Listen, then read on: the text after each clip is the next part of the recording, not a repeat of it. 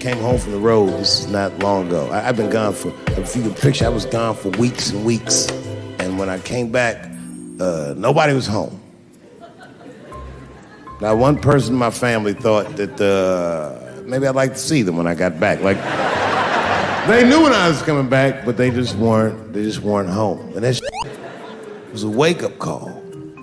You know, like when my kids were little, and the tour bus would pull up to the house, these motherfuckers would spill out.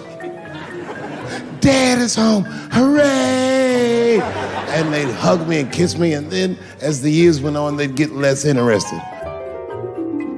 Hey everybody, look, it's Mr. Promises back from the road.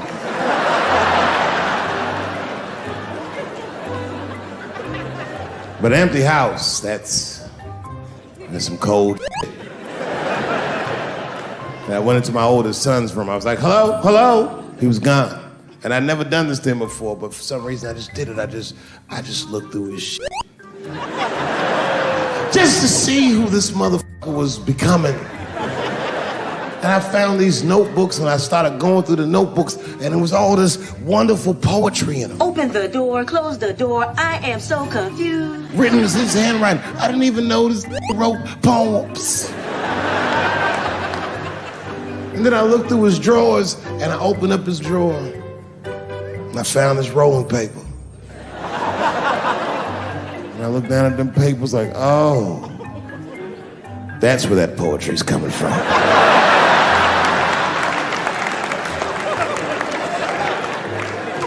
And that shit broke my heart. I mean, I smoked weed, but I mourned my son's innocence. And I cried a little bit. And I took his papers upstairs to my room. Rolled some weed that I'd hid from the family. And I got really high. And then I got paranoid. So I put his papers back how I found them. So he wouldn't know what I was up to. Won't even know that that happened till he sees the special. Yeah, I found your papers.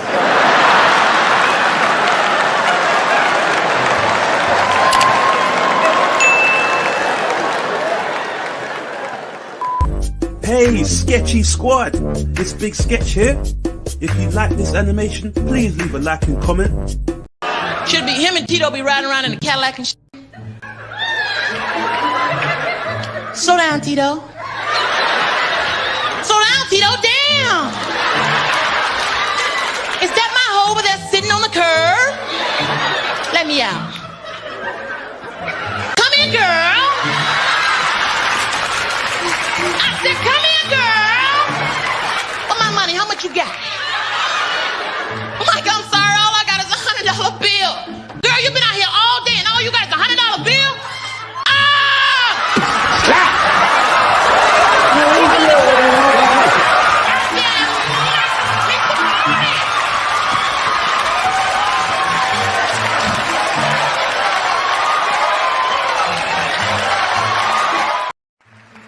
I'm just afraid of being attacked. Happens to the best of us. Don't ever forget what happened to that French actor. You know what I'm talking about? Juicy Smouillet. He's a very famous French actor.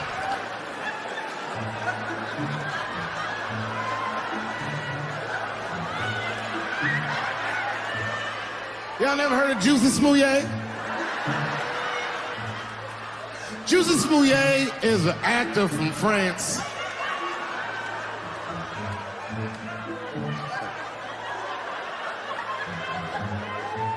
And he became famous on a show called Empire. One night, he was in Chicago late at night and was the victim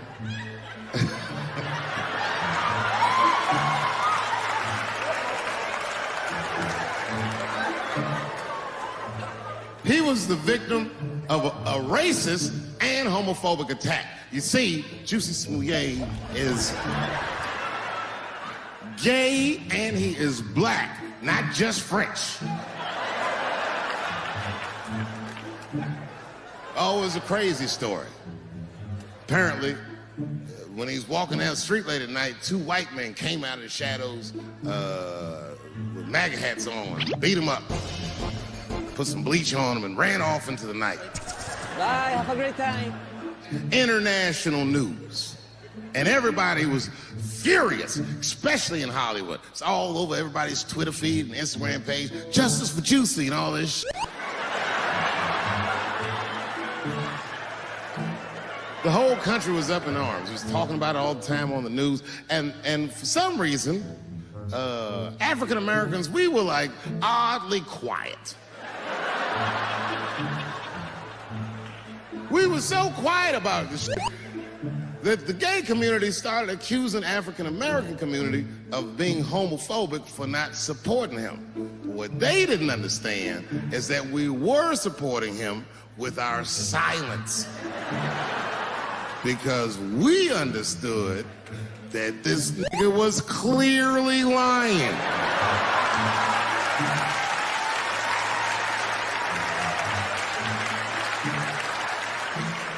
None of these details added up at all. He said he's walking down the street in Chicago and white dudes come up to him and say, "Hey man, aren't you that from Empire?" Does that sound like how white people talk? I know white people, they don't talk like that. They would never say that. It sounds like something that I would say.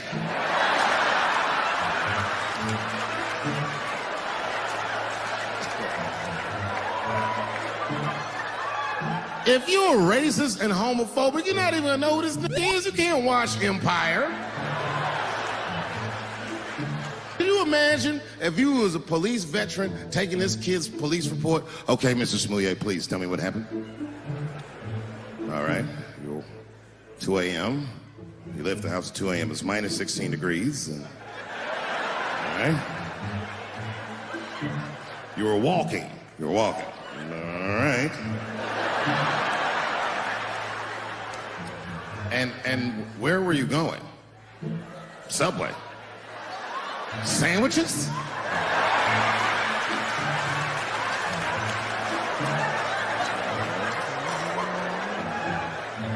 That's when the men approached you? Did you see them? Do you have any? Okay, what they have on? MAGA hats. MAGA hats on in Chicago. Excuse me one second, Mr. Smouillet. Frank, come here for a second. Find out where Kanye West was last night. Give this guy a hug right here.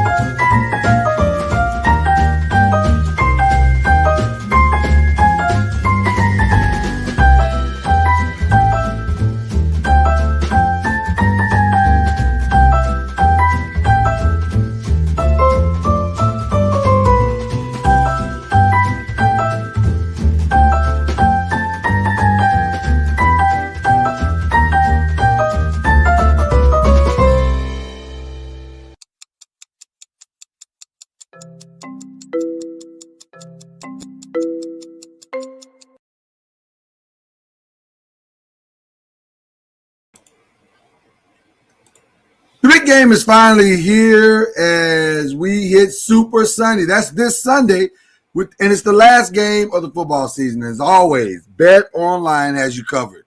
From the odds to the scores to the totals to the player performance to prop bets. This is where, or even where the next coach is going to be fired or the coach is going to land. I mean, Bet Online is the number one spot for all things NFL betting in 2022. You don't want to miss this Sunday. If you like to bet, if you like to get your money on, this is where you need to go. And it's not just football. It's Bet Online's basketball, it's hockey, it's boxing, it's UFC odds. Coverage is the best in the business. It's from the sports right down to your favorite Vegas casino games. If you go to betonline.ag, you can see all of it. It's the number one online wagering destination. So head to the BetOnline website today or on your mobile device to sign up today and receive your 50% welcome bonus on your first deposit. Just use our promo code BELIEVE, BLEAV, to get you started. This is the fastest and easiest way to wager on all your favorite sports and play your favorite games. Bet Online, where the game starts. Tell him your boy Lloyd sent you.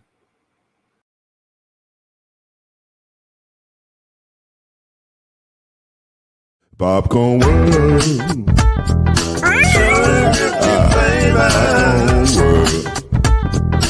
Popcorn world. Yeah.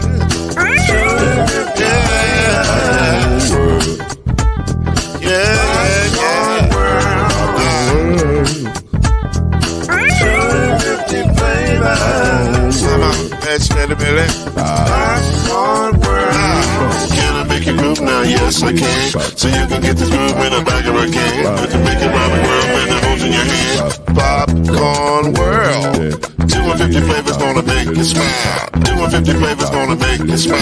250 flavors gonna make you smile. I said popcorn make you smile. Ah. Popcorn world. Popcorn world. Popcorn world. It's a popcorn world. It's a popcorn world.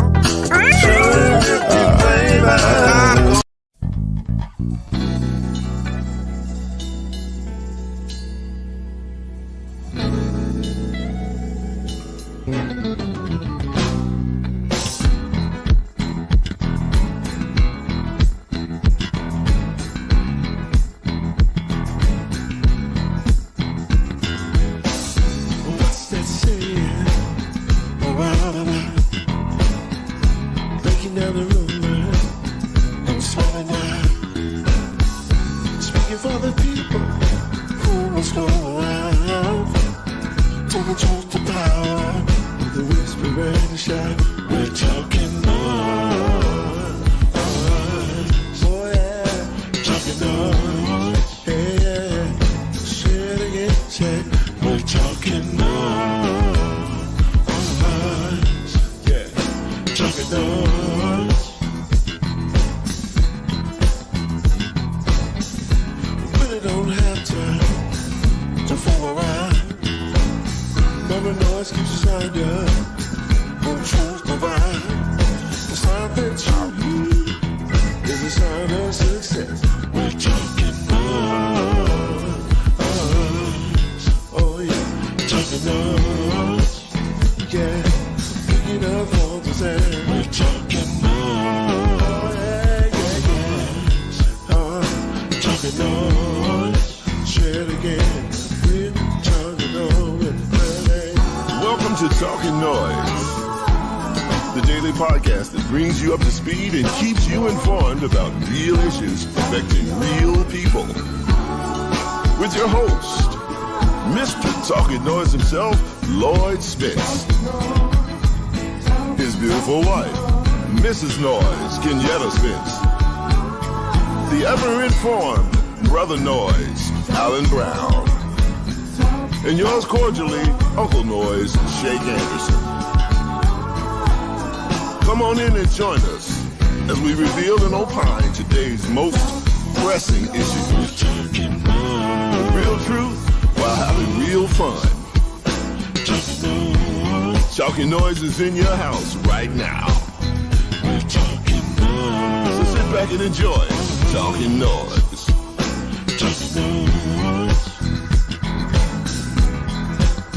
We're talking noise. Talking noise. We're talking noise. Talking noise. We're talking noise. Talking noise.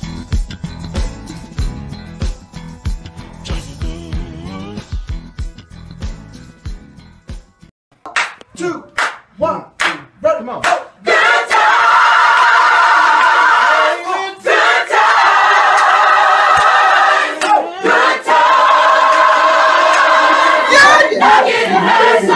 Not getting hustle. Keeping your head above water.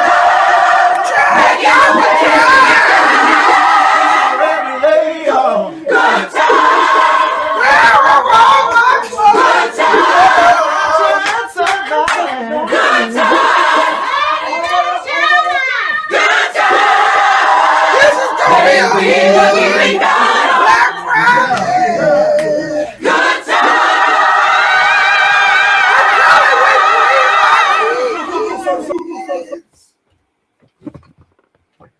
This is the guest council for the day.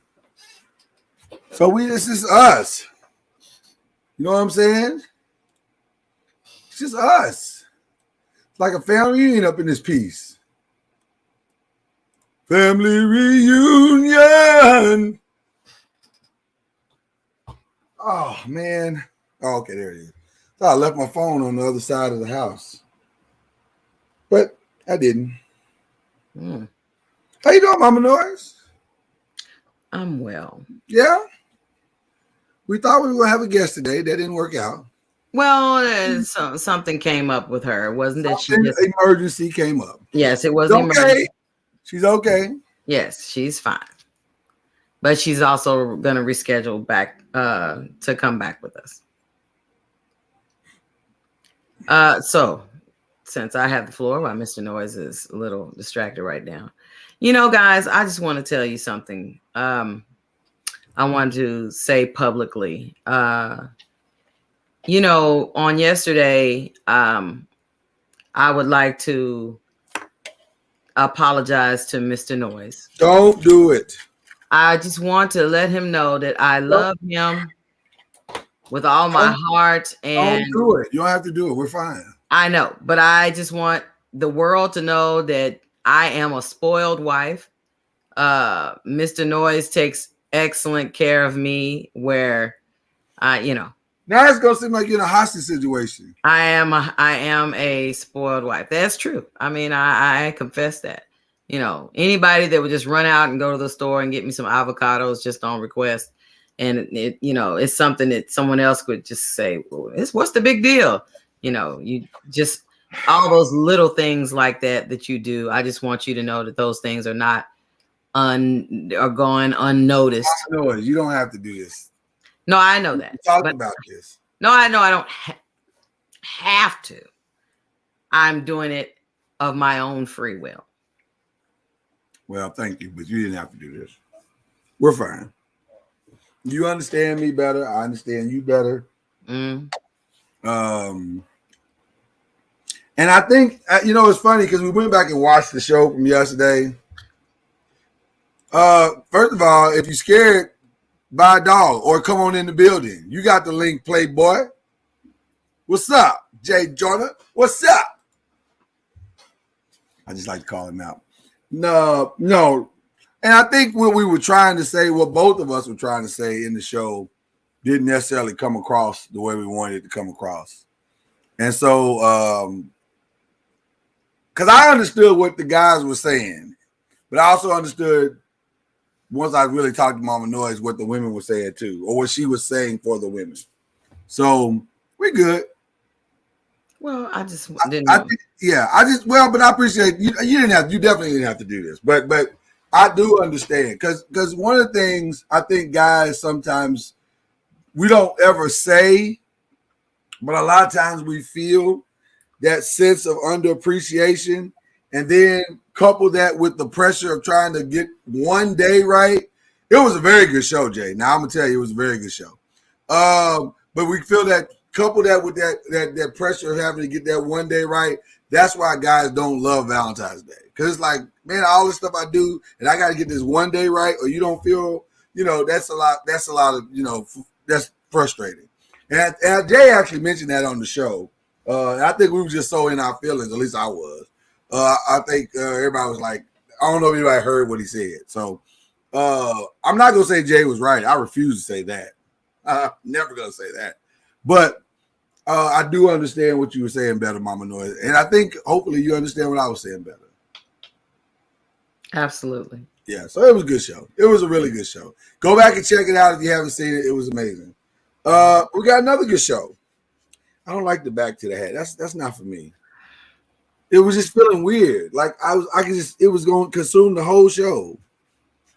So I just keep it to the front like I like.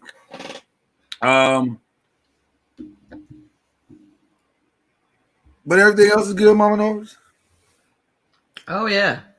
Yeah? You got your Rosa Parks shirt on, I see. I'm repping the fam. The fam, Rosa Parks.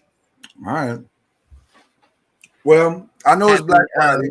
Black History Month. Black Friday. That's what's up.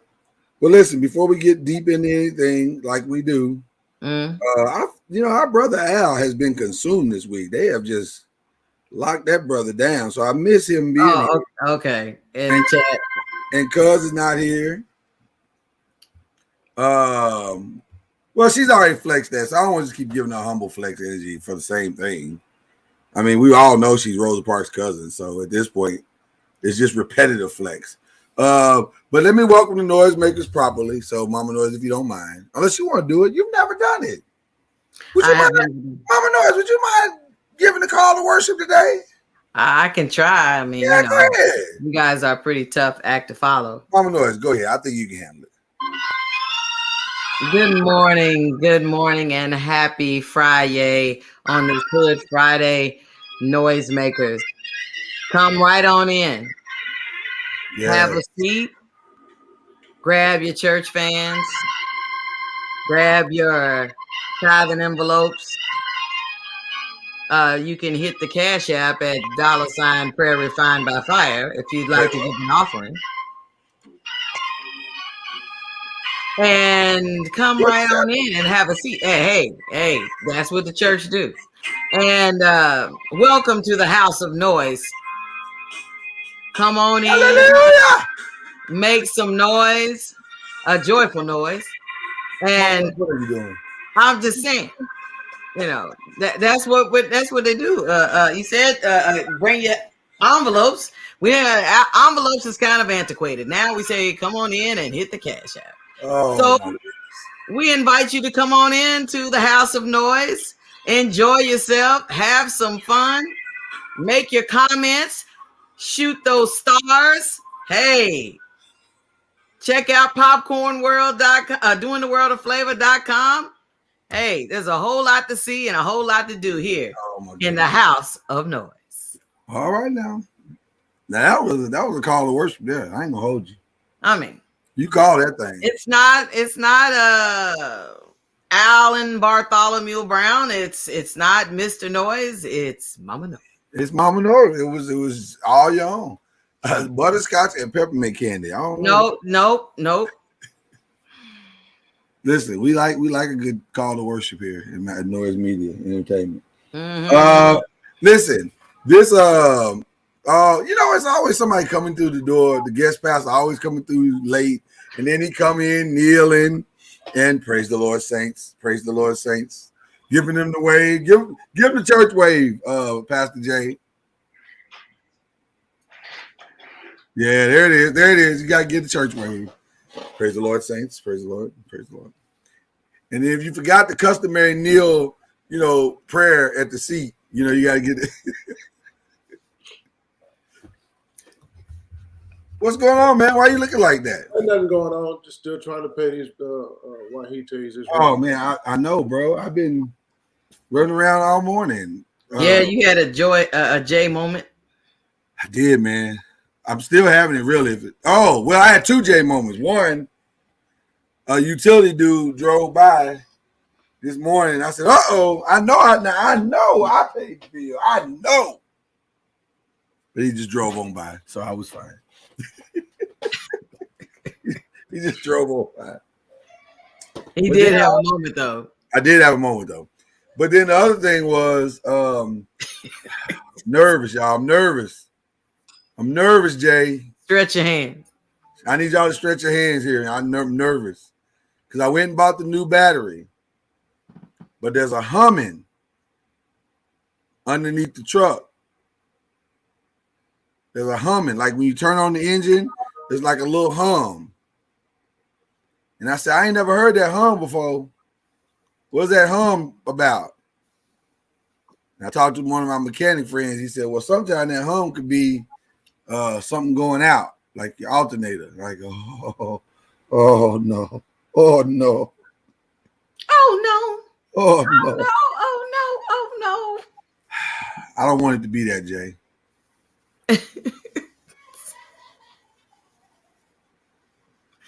Oh my gosh. So I need you to stretch your hands, Pastor. Hey, Chad said lay hands on the truck. Hey, la. Shamalama ding dong. Yes. I just don't want it. I don't want to shell out that kind of money. I would like to say this. Yes, please. Give me some encouragement, Pastor. No, damn you in that truck. Whenever enlightenment takes place, Mama knows there is no need to apologize.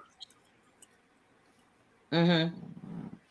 Enlightenment oftentimes is an uncomfortable situation.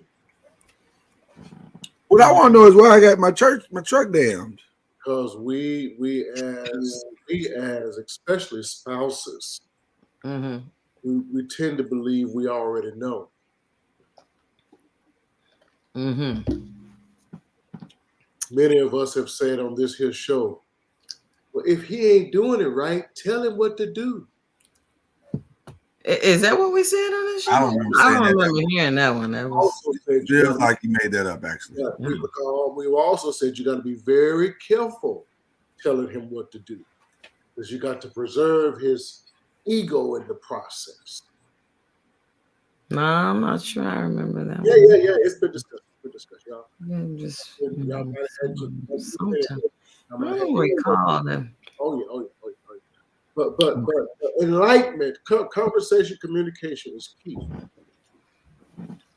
And I think Mr. NOIZ handled it perfectly. Well, listen, thank you, sir. And I think we apologize. Huh? So don't come back. No. I think we listen. What was discussed was necessary. What was discussed was good, and more importantly, what was discussed got us both to new places of understanding. And to be honest with you, that has been the cornerstone of our entire marriage. Our whole marriage and growth has been centered around having hard conversations. But I also think that's why we have such an amazing marriage. Because we have a lot of hard conversations. We're not afraid of stuff. Yeah, it might get a little tight for a second, but we grown. We got our big draws on and the proper draws, as we discussed yesterday. The proper draws. No I want to tight thank y'all for that, because now my news feed is full of draws. I mean, I had never seen so many draws before, but now all the different styles we talked about yesterday is filling my news feed. Shout out to Big Brother, who's always listening.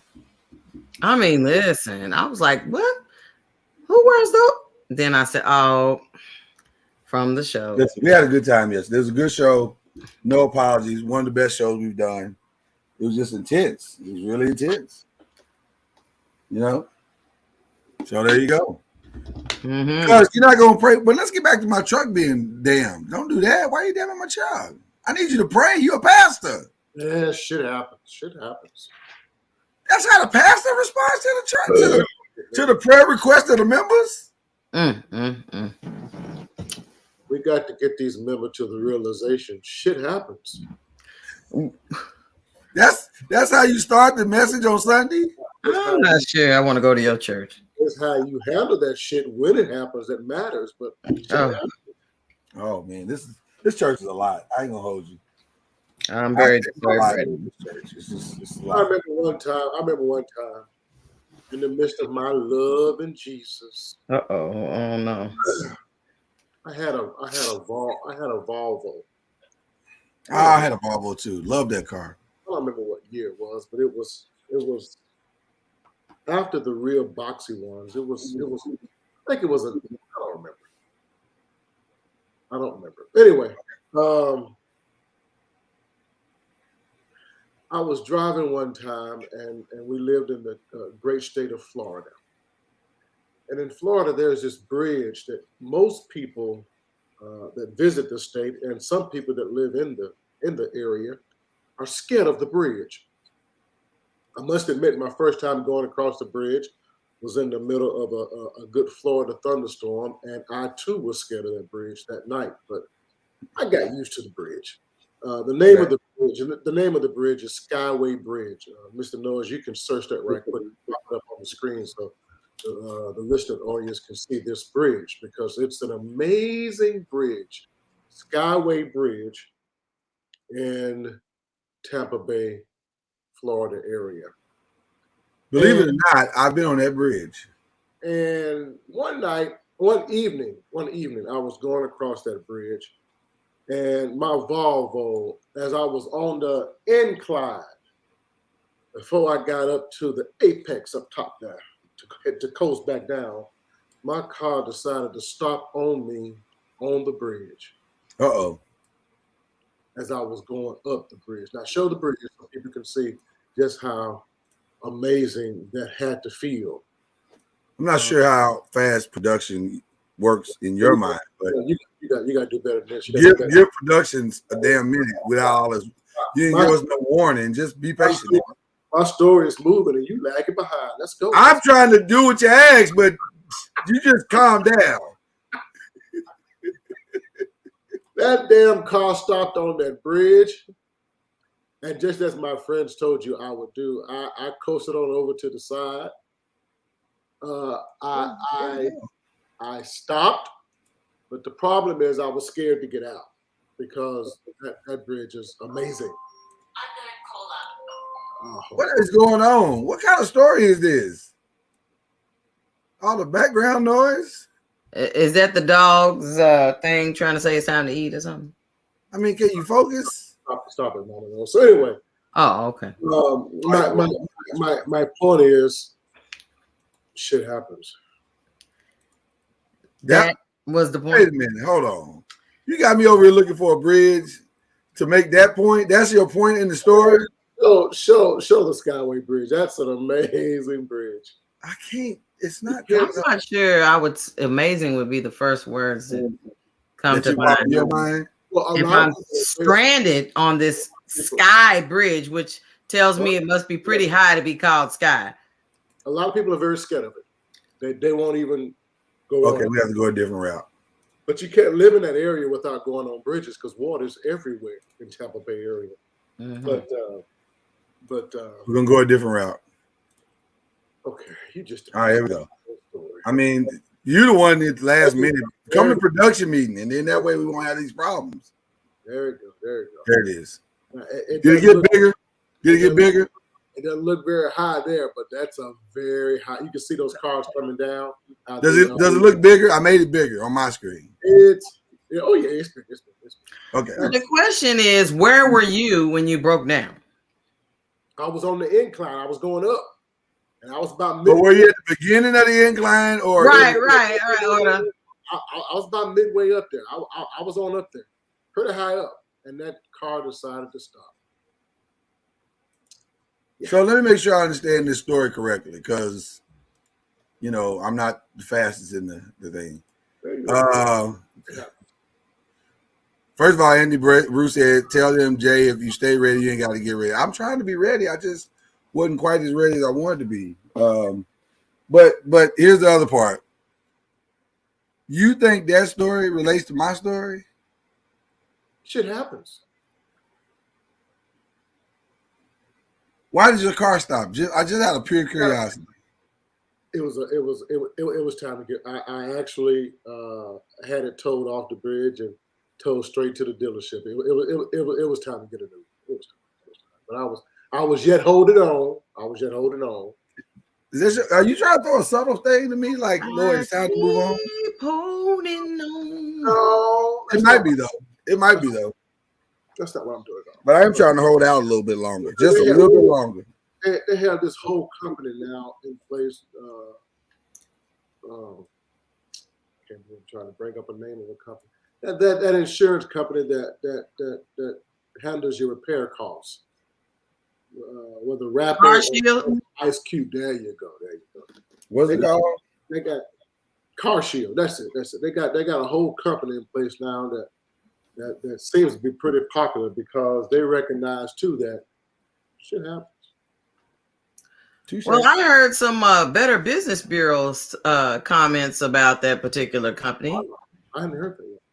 That was like, they got people gassed up thinking that they just gonna cover everything, and they like, no, my brother, they got y'all. Y'all need to look a little closer to that fine print and see that it's only up to a certain amount, and they don't cover everything, and it's not immediately, and all this other stuff. And I was like, I knew it sounded so good to be true, and it's like, very good. Listen, anytime somebody tell you we cover everything, there's always a catch. Well, you see the commercial. You don't see the commercial that much anymore. You don't need to see a commercial to know there's a catch. There's well, always a catch. I'm just saying it for a minute there. It was like, frequently. Then all of a sudden it was like, yeah, I don't see it that much. Maybe on late night television, Yeah, everybody knows the catch. It's just ain't nothing like that for free. That's just not how it works. It's not how the world works. So, well, praise the Lord. Anyway, glory. We have we gonna lay hands on the truck anyway, Mr. Noise. We are. Pastor J, damn it. Pastor J. No, you won't. Black Friday hood stuff is today. I'm not listening to you, Jay. I believe in the Lord. I believe. You don't believe like I also believe mechanical things break down. Oh my God! But nobody said it doesn't break down, but that ain't gonna be my testimony today. Hey, Book of Soul Side. I'm believing the Lord has got a plan, so I'm walking in that plan right now. Mm-hmm. Anyway, where was I going with all this? I had a point for all this whole story. Mm-hmm. Oh, we decided to pivot since our guest had the council on us and just talk about some hood stuff, like stuff that's going on in the world and in the Black Friday, that's popping up that's kind of hoodish. So that's what we're going to talk about today. Pastor Jay, was that you stretching your hands toward our truck? Is that what that was? I was thinking about that song, "Wave Your Troubles Away." Well, hold on. Let me help you interpret it. If there's a problem that's your God, you wave it away. Oh my God. And the Lord will fight your battles. See what I did there? Why you don't like James Cleveland? Because she didn't know him. That's right. Oh, well. I came in during the Fred Hammond era. Yeah, he was huge in the church back in the day. He was big now. Nope. That's not what he said. Figuratively and literally. No, see, that's not what he said. He was. He lost weight at the end, but wow. Just about every song he sang was pretty much in the church. Yeah, that's true. For a long time. Choirs were singing those songs. He stocked a lot of libraries in the 80s, 70s, and 80s. 70s, 80s. What? Late library songs, the songs that they sang. Oh, okay. Yeah. Okay. Caravans back in the 60s too. He was in the Caravans back in the 60s. Yeah. You're talking about his catalog. I'm sitting there going libraries. I was like, what happened? It's expensive. You know I'm intelligent. Come on, stop that. He was also with Franklin. Aretha Franklin daddy. C.L. Franklin. C.L. Franklin. That's exactly right. But look at here as I live and breathe. Look at our guy Al B. What's going on, brother? My family. I missed you terribly this week. It seems like I ain't seen you all week. In a month of Sunday. Well, listen, man, you got a month. You got little children. A month of Sundays. Hey, you got little children to take across the street. We understand.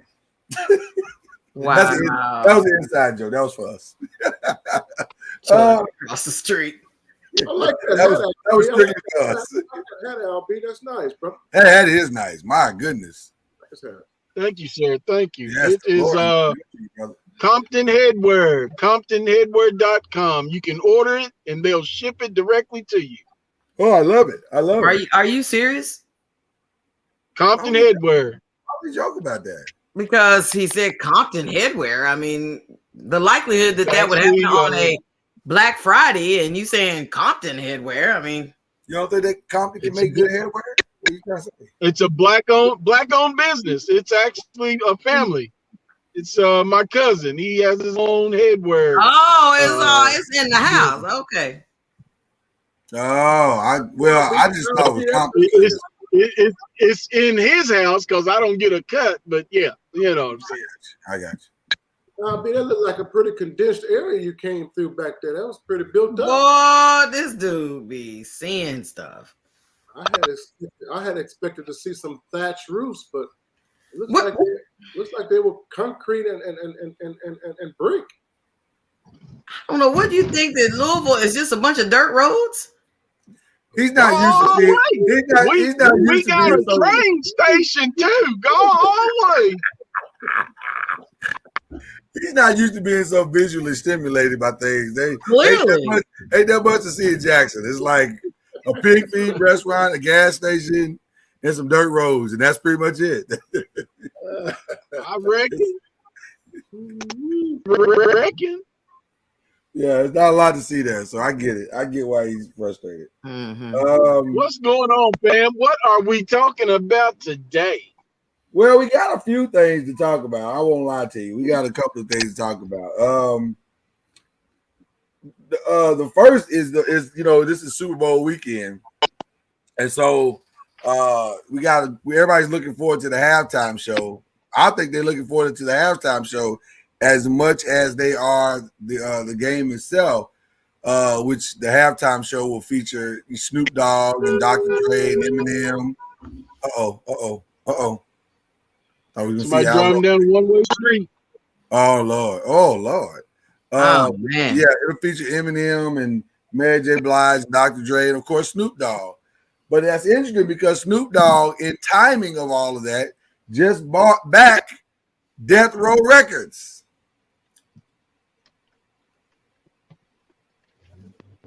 You said bought back. Well, he bought it. I don't know back, but he bought it. I didn't even know if it was for sale because I would have called him. I'd be like, I got $2 on it. Really? I got $5 on it. Oh, see, Al outbid me just that fast. You see that? But that's pretty cool, man, that he bought it. And then he's releasing the album. I didn't outbid you, bro. That meant we had 7 on it. Oh, we're going in together. Okay, that's what's up. Well, we should have made the call. That's our fault. But at any rate, he's releasing the album. Uh-oh.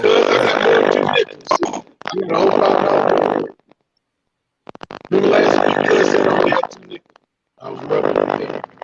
You need to mute that nigga. I don't know where you at, Al, but it changed the whole dynamics of your sound. So you might want to go out and come back in. Okay, that's okay. No, it's bad. It altered the whole thing. Yeah. That sounded like a bag of chips that you just. Yeah. He'll come back in. He'll probably be better. But anyway, that's a pretty big deal. He's also releasing a joint album this weekend called Back on Death Row. So it's perfect timing that the name of the album was Back on Death Row, and he bought Death Row Records, and they're going to be on the Super Bowl to launch it in front of almost 500 million people. Talk about understanding your audience and your marketing strategy. Well, I was watching TMZ, a clip from TMZ this morning, and they were asking 2 Chainz what he thought about Snoop Dogg at the halftime, performing at halftime. And he's like, I'm excited about it. I think it's awesome. Looking forward to it. He said, but Vegas has bets on whether Snoop Dogg is going to light up a spliff while he is on stage at the halftime. He said, I'll take that bet because if he does that, it's going to be pretty historical. Furthermore, does he have to? I mean, like that, Snoop have to smoke at least one joint live on TV? Well, 2 Chainz was like, plus it's legal here. And, 2 Chainz has a host of dispensaries throughout California. And he's hoping this, Snoop Dogg told him he's going to pull up. And so he's hoping that this will be a blessing to his dispensaries. I think he's got to light at least one joint while he's on stage. Just on GP. Well, he's on brand. He's in a state where it's allowed, and he's notorious for it. So I have a question for Pastor Noiz down there. Have you ever smoked weed? Yes. You have. I told her on the show, man. I can't be disclosing all my shit. You don't remember it. I don't remember you ever talking about smoking weed. Yeah, I smoked it for my 30th birthday. First time. Oh, that's ever. right. You didn't like it. Last time ever. You didn't like it. You didn't like it. That's right. I do remember now. I hallucinated the whole night. I don't You think was you like had all weed. this bragging for nothing. I don't think you had weed. You're not supposed to hallucinate, from what I understand. No, somebody put some LSD or something on your stuff. No. I was there with them. We actually prepped it and with the seeds, how you roll it out and do all that. We do and roll it. Yeah, out. but if you just bought it, if you didn't pick it, you don't know what you got. No, he was a dope. He knew how to get his dope. Oh, okay. Well, he was a good Wahite dope head. Oh, okay. The problem was it was my first time ever, and because So it had me giggling at first, I figured, hell, I'd giggle the rest of the night. So I kept smoking and was smoking like he was smoking. I wasn't ready for that. He said, I wasn't ready. I wasn't ready for that. That's hilarious. That's hilarious. So, all right, here we go. Let's see if Al got it worked out here. I've never actually puffed, but I have definitely been around the essence, and I'm sure I have in the way my fraternity brothers used to smoke. I'm sure I've gotten a contact high. I'm confident in that. Well, all it does is make you laugh, giggle, relax, grin. Yeah. And eat. And eat. But if What you is smoke too much, it can mess you up. Oh, Al? I don't know what happened. He was here and then he lost it. Yeah, I don't know. It wasn't my thing. It just wasn't my thing. I bet your mama knows and puff pass. You know, anytime you start with that is I got me and some friends. We cut school on National Cut Day, my senior year of high school. And we went over my friend Shay's house, and I was like, okay. They was like, okay. I discovered that, first of all, trying to buy some was like a Olympic sport. You got to find the person. You got, then you got to keep it on the low because you don't want to get busted and all this stuff. I was like, this is entirely too much work.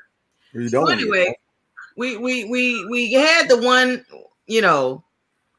the one little joint, and we passed it around, and I was like, all this work for this?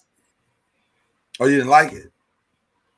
I was so up about that. Furthermore, I said, it ain't worth all this. It ain't worth all that trying to find the weed dude, trying to keep it on the low, looking over your shoulders, making sure you don't get caught with and all that stuff. It was just way too much. So that one little puff was not worth all of that effort. I just couldn't see the point. So that was my one situation. So you want us to believe that you did one puff and you passed it on. That was it. That because there were other people that thoroughly enjoyed it, and I told them have at it. But I was hot because I felt like we went through too much for this. You sound like these ministers that says that I puffed, but I didn't inhale. No, I didn't say that. Was that a minister or was that Bill Clinton? Ministers. That is hilarious. Okay, I thought Bill Clinton said that. Yeah, but who gives a damn if Bill Clinton smoked weed? Well, apparently Congress, because they politics. they tried to impeach him, so apparently it was a thing. So I don't know. Weed is, listen, I don't care about weed anymore. I mean, I had the gummies, if that's called weed. No, it's not, because you didn't have the THC. Okay, well, they were nice. I enjoyed them.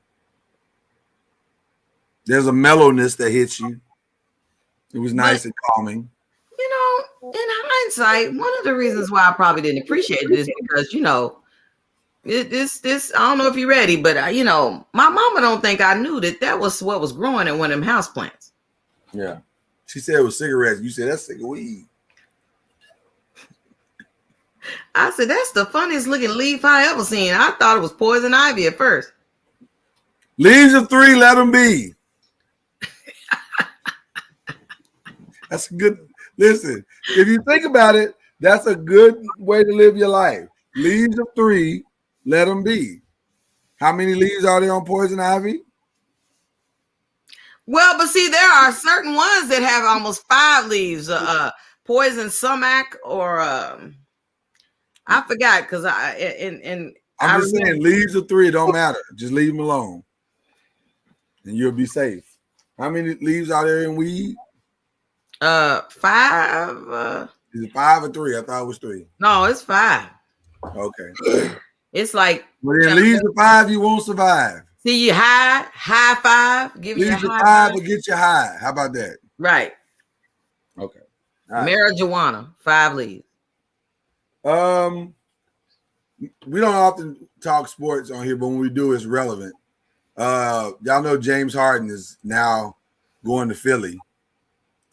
And they're excited. Philadelphia is excited, but nobody in Philly is more excited than the strippers, because James Harden is known to frequent the strip clubs, and they've already started advertising for his arrival.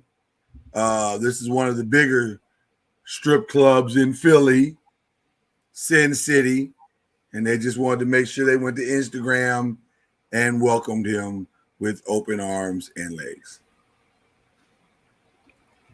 Legs? Yeah, that's what they said. We opened Sin City, Philly, welcomes James Harden to Philly with open arms and legs. Come on, man. Why are you making that face, cuz? Want to be foul. Open arms and legs. Well, first of all, he lived in Houston. He lived in New York. Yes. He ain't got no problem with strip clubs. He was, well, but all strip clubs are not created equal, from what I hear. Well, Because he said the ones in Brooklyn, were trash. No, listen. I'm just quoting. I'm quoting. That doesn't make good sense. A strip club can't be bad. You know, it's You don't funny think a strip that club can be bad?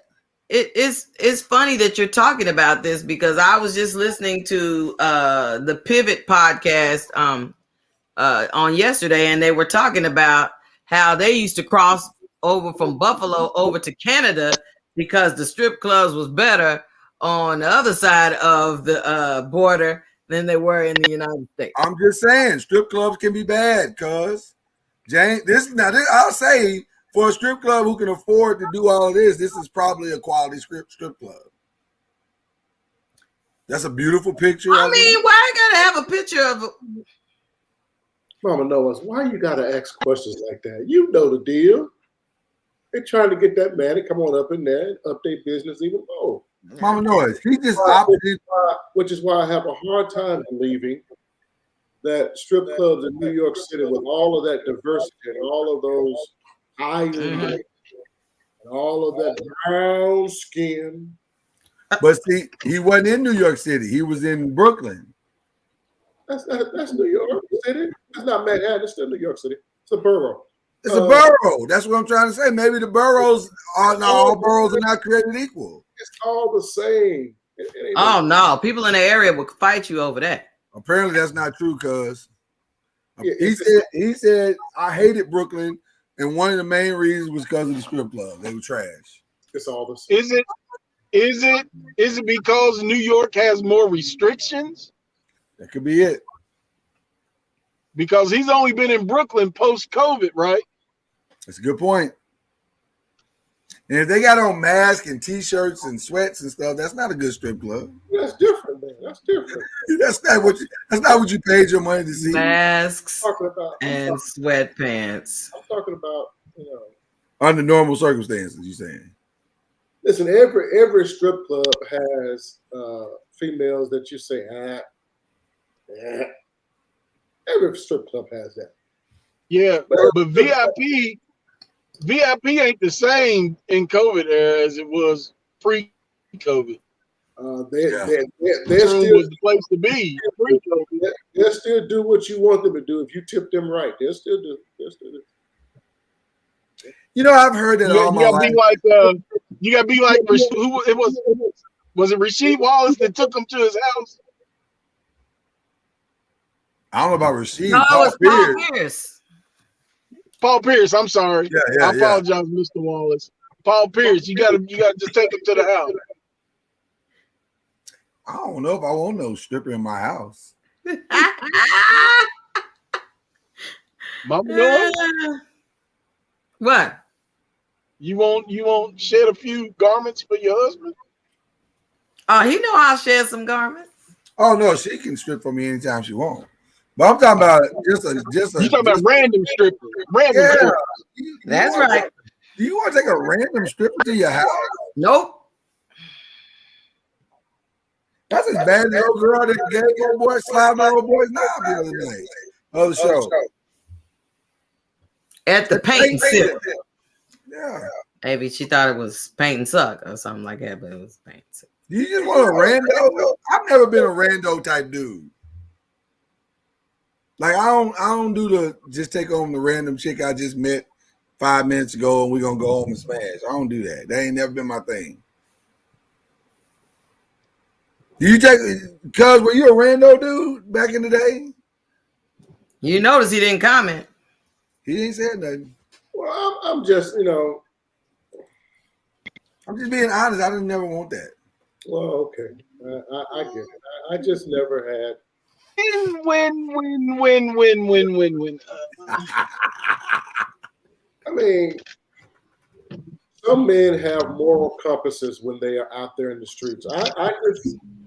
I never had a moral compass when I was out there in the streets. No. Okay.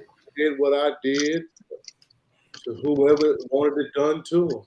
Yeah. But like just like if you met a girl that night, you would take her home if she was willing to smash? Or a stripper? Take you home. You asking me if I've ever had a one night stand? Uh-oh. Wait a minute. But not just the one night stand, specifically like with strippers. No, I never no stripper home. What kind of well, that's what I'm saying. Some brothers be in the champagne room, talking about I'm paid this good money, go on and give me. I mean, that's a lot to me. But for real, that's no different than picking up a prostitute, right? That's what I'm saying. I don't understand. There's no difference. I don't see anything wrong with it if that's what you want to do. If you're young and single, ain't nothing wrong with it. You act like the stripper. That's an occupation. You act like she's some kind of a weirdo or something. Like something wrong with her. Like occupation. Like her stuff don't smell like everybody. Oh, snap.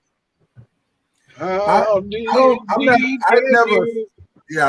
how we got to the smell at all. I don't either, but Yeah, like I ain't taking no stripper home. I mean, I just don't want that. They're doing something to make money. I mean, but you sound a little hostile, like Okay, I just get appalled at people that pretend that people are. I don't have no stripper. Well, Mama Noise. First of all, Mama Noise. Got strippers at the church on Sunday morning. I mean, hell. Oh, I didn't want to take them home either. But y'all don't hear me. Oh Lord. I'm just well, let me say this for the strippers he's defending. Defenders of the earth. And then for the strippers and then for the strippers at the church. Oh my God. See what I did there? See, I tied it all together. I just never been a dude that wanted to take a stripper. Because if she's willing to take me home, she's willing to take everybody home. And Corey said, welcome to the show, Corey, first and foremost. He said, bro, there is something wrong with her. And he said, I work security in the strip club, and me and them have went through a lot of background issues. Very true. Very true. Issues is the question, is the statement he made. Oh, okay. So I'm saying I feel like as the preacher, you would want to talk them through some of those issues. Well, now, full disclosure. Oh. My bachelor party was at a strip club. And I told the fellas I did not want a lap dance. I'm trying to be a good man of God, and I don't want that. I don't really want to be here at all. And they were like, "No, man, but no, bro, let's have some fun." I was like, "I don't want this." They was like, "No, let's do it." And I was like, "Okay." So they drug me in and they got me the lap dance, and I had the young lady sit down next to me, and for like 30 minutes we talked about the Lord. Praise God. And see, you ruined everybody's night after you. I actually did. She was like, I should think about giving this up. I said, you should. Most of them don't want to be there. Most of them are there because of background issues, daddy issues. Thank you, Anthony Bruce. Appreciate you. A need for cash, so forth and so on. I mean, they're regular people, but we try to treat them as if they're some type of menace to society. Well, now I will say this because I did also a research sermon, and I went to a strip club and I talked to a mother and daughter strip family, and it was interesting. Family. It was very interesting because she was like, we got to talking to daughter, and she said, "Well, my mama's right over there." I was like, "Yo, mama, like what? Wait, this is a family business?" So. I don't think they want to be there. I agree with you. Most don't. Listen. Let me be very clear. I am pro stripper in on spec. I am pro stripper. I understand. In the words of the prophet Jay-Z, I see your vision, mama, and I'm putting my money on the long shot. Some of them are trying to get out of there, and I get it.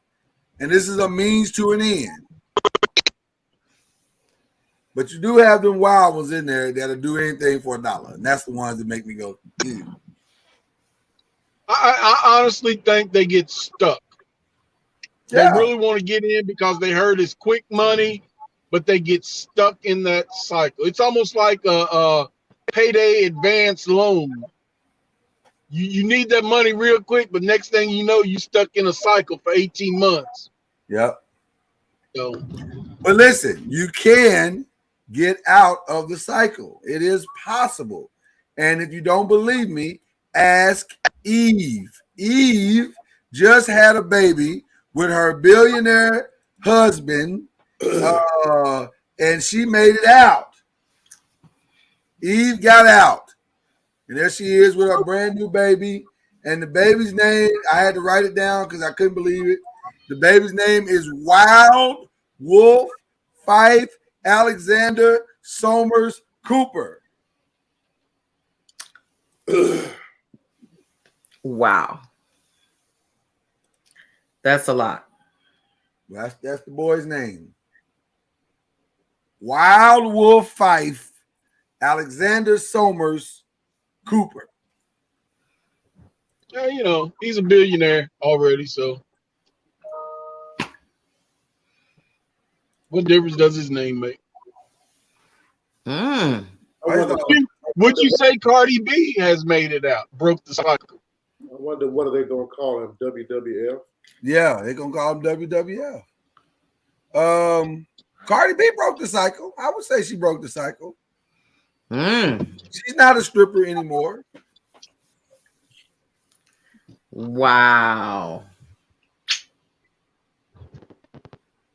The cycle can be broken. Will this cycle breaking that cycle be unbroken by and by? Oh, that's a different song. Corey said when I was in Germany, they have a place in Frankfurt called the Red Light District. We're familiar. People thought it was okay. It was a 25-floor building that stretched one block. Each building was different things. I couldn't do nothing but shake my head. That's what he said. Well, I did more than shake my head. Were you a participant of the Red Light District? Dude, I was in Germany.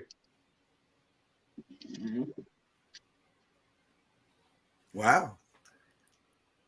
I thought the Red Light District was in Amsterdam.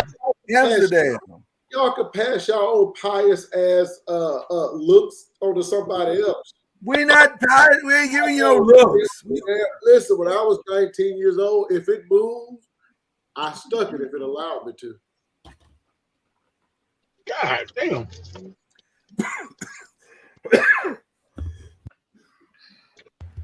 You caught me off guard with that one.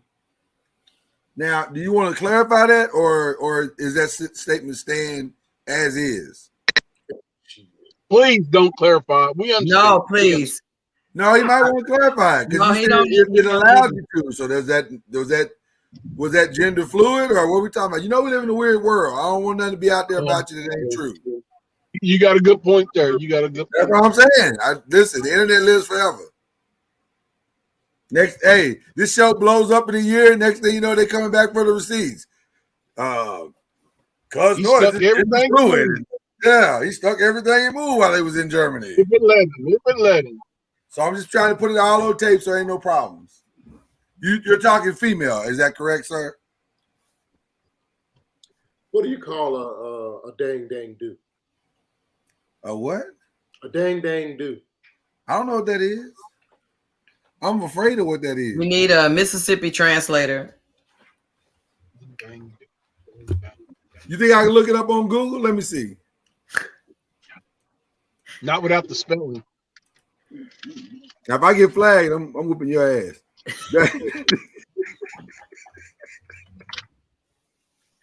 A dang dude. Let's see. I see a ring dang dude. That's a movie. A wing dang dude. That's a song by Copperhead. Listen. Inky wing dang dude. That's by Shalimar. Oh my gosh. Corey said he's from Mississippi, and that's not fair. So we apologize. Maurice, maybe you can translate because back there smiling like a Cheshire cat, like we supposed to just know. So what is a ding dang dude? Listen. I ain't smiling like no damn cat. Listen.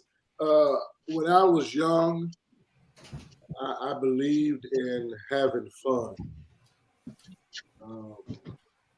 So I tried to experience life as much as I could. That's what I did. And I'm totally grateful for it because it took me out of Mississippi. Okay. If I hadn't left Mississippi, I would have been stuck like Chuck, like most people. Well, I shouldn't say most people. Like some people are. But I got to travel the world on Uncle Sam's dollar. Amen. And experience different cultures. Amen. I got to eat their food that Uncle Sam could provide. I got to eat their food. I got to eat women. I got to eat. Oh, damn. Wait, what? Oh, wait.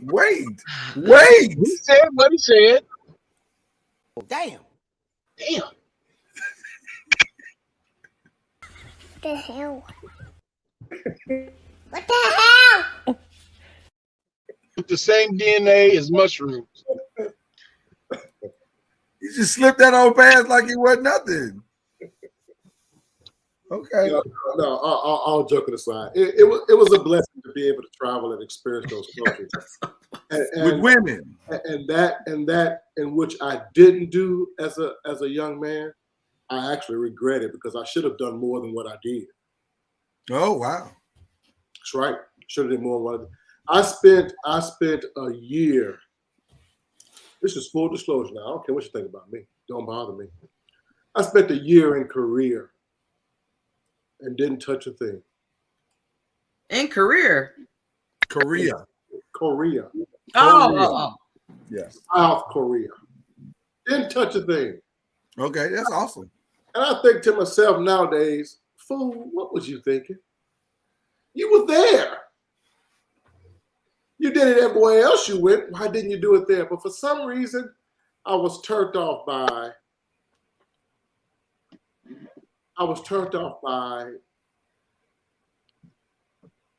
the smell.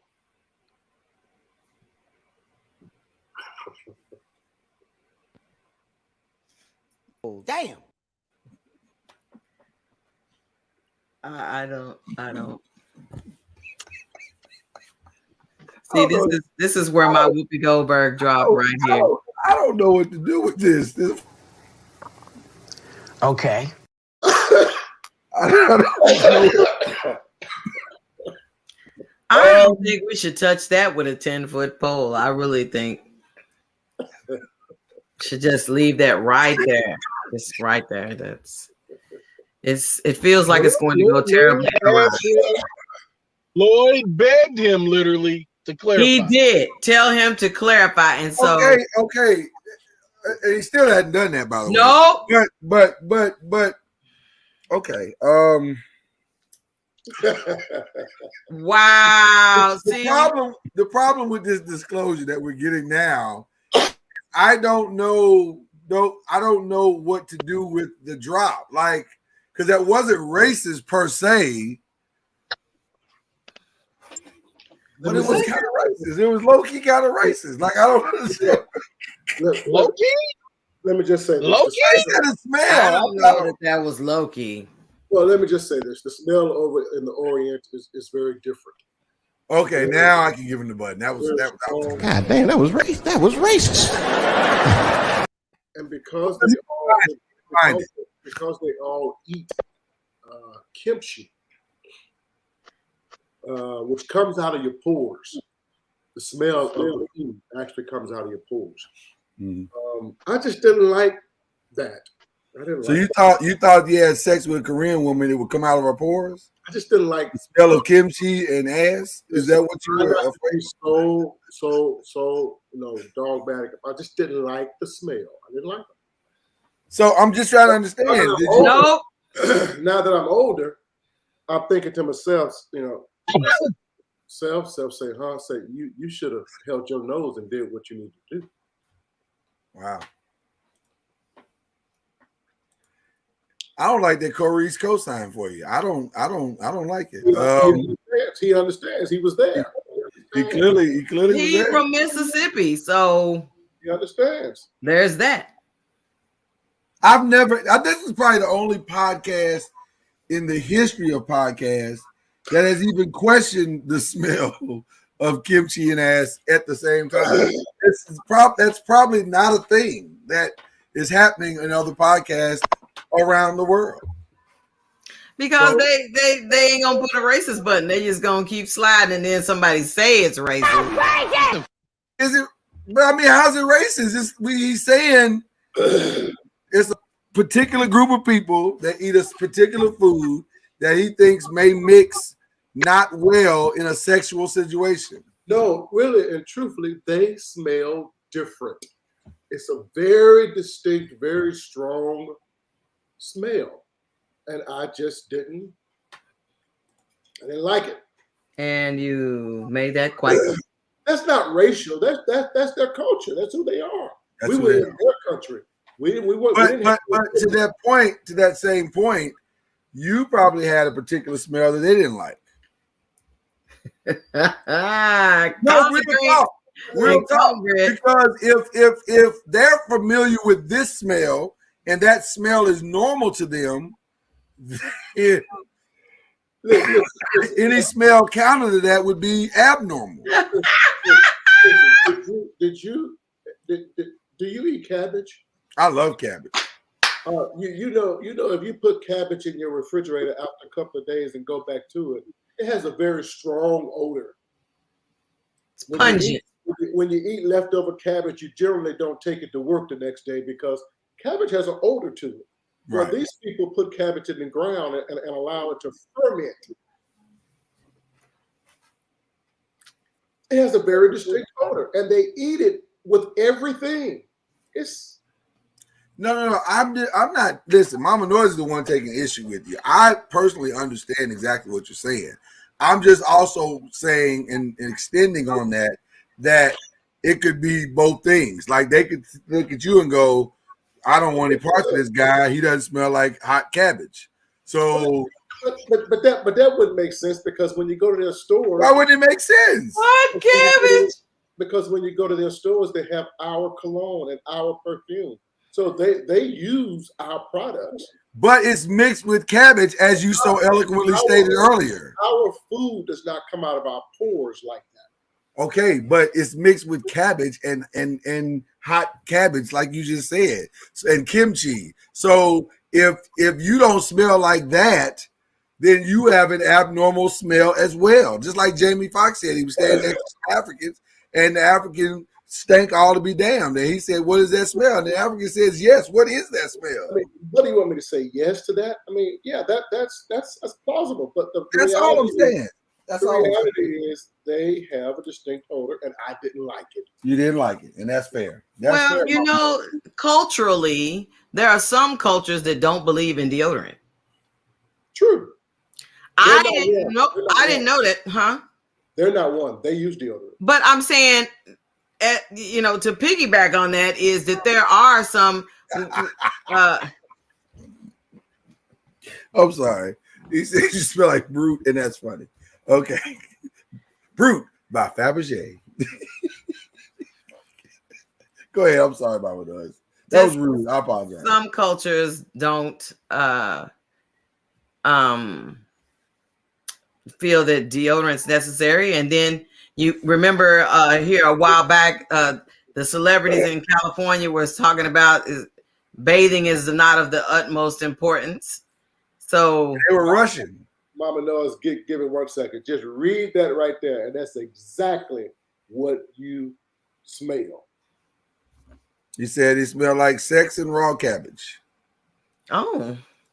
Sean said he feels you. His roommate was in the ARMY, and he was from Laos. Man, he used to run me out the room. Listen, my roommate was Adib my freshman year. Adib. And Adib had a peculiar smell. But Adib also had a lot of damn money. And so I put up with that smell because Adib would buy lunch and dinner. So I was like, hey, listen, we'll work it out, Adib. When I worked in student development, we had to devise an addendum to go through the to attach to the policy of having student workers, because we had student workers from certain countries that did not believe in wearing deodorant, and we had to add in there, oh, you gonna wear deodorant if you're gonna be working here. See, that's racist. That's but racist. We had, hey, their funk was running people out of there, and it wasn't a place where there was no airflow or nothing like that. We couldn't stay up in there like that. I feel you, dog. Listen, I didn't worry about that with Adib because Adib had money. No, if you're going to come to certain places and say, okay, I want a job at this certain place. Well, there are certain things that they require. And one is, listen, if Adib was buying lunch and dinner, I didn't give a damn what he smelled like. As long as he didn't run. Well, first of all, I didn't have to eat in my room. I could go downstairs into the common area by the TV and eat my food. Yeah, but we couldn't. And then secondly, Adib didn't always spend the night in the room. He had women all over campus. Well, but you didn't have to conduct business and stay in the same room for 8 hours like we did in the workplace. I did not. And we like, sir, we're gonna need you to adapt. And I'm not gonna let you get away with that, Mama Noise. I thought about it as you were telling that story. And at first I was gonna let you fly high, but I'm not. You can call it what you want, but you better add some deodorant. And you need to go wash that tail. That was necessary. Trying to keep us all locked up in there 8 hours. This ain't prison. This is the workplace. Wow. Cold-blooded show today, man. I'm just saying. This is a culturally insensitive show. Jay don't want to have sex with Koreans. You don't want to work with Africans. This is rough. Wow. Jay said a whole Korean. Listen. One of the reasons why, I mean, that was one of the reasons why the smell, because we worked around their soldiers, and their soldiers, the smell, man, in the morning time, it was horrible. But the other reason why I didn't want to have a sex with them, I feared, no, that's racist, so I'm not gonna say it. Listen, let me just say this. You know something has to be really racist when you stop yourself mid-sentence. I mean, I blame you for all of it. Wait a minute. He stopped himself mid-sentence. It's like, whoa, I have clearly crossed the line. Let me just stop right there. That's impressive, Jay. That was impressive, I gotta say. That was impressive. All right. Well, I don't know how we got to this story today. But it was funny. I'll tell you, it was funny. It was Jay Joyner. How else would we get here? I don't know if it was Jay's fault this time, to be honest. Yeah, it was. I don't know how to transition on this one. I'm just gonna go to the next story because it was that was a lot. Mm-hmm. Nobody got me my water today. Oh, where's my intern? Okay. Got an intern. She ain't got the water. Oh my gosh. My pastor went to a meeting the other day. Did y'all see this? He went to a meeting 2 days ago, I guess it was. It was a town meeting. He's very active in the community, my pastor, Dave Chappelle. And they were trying to pass some law or give access to some guy to do something in the city, and my pastor wasn't having it. He was like, who y'all think y'all are? Oh. And so he put his foot down and was like, well, I don't know. Maybe I should just let y'all hear it. Here, just listen to what pastor said. Dave is on. All right, Dave, go ahead. Can you hear me? I can. You're echoing. But yeah. Oh, sorry about that. I just want to say I'm adamantly opposed to it. Obviously, I live behind the development or the proposed development. I do have many business interests in town. I've invested millions of dollars in town. If you push this thing through, what I'm investing in is no longer applicable. And I would say that Ober can come and buy all this property from me if they want to be a benefactor, because I will no longer want it.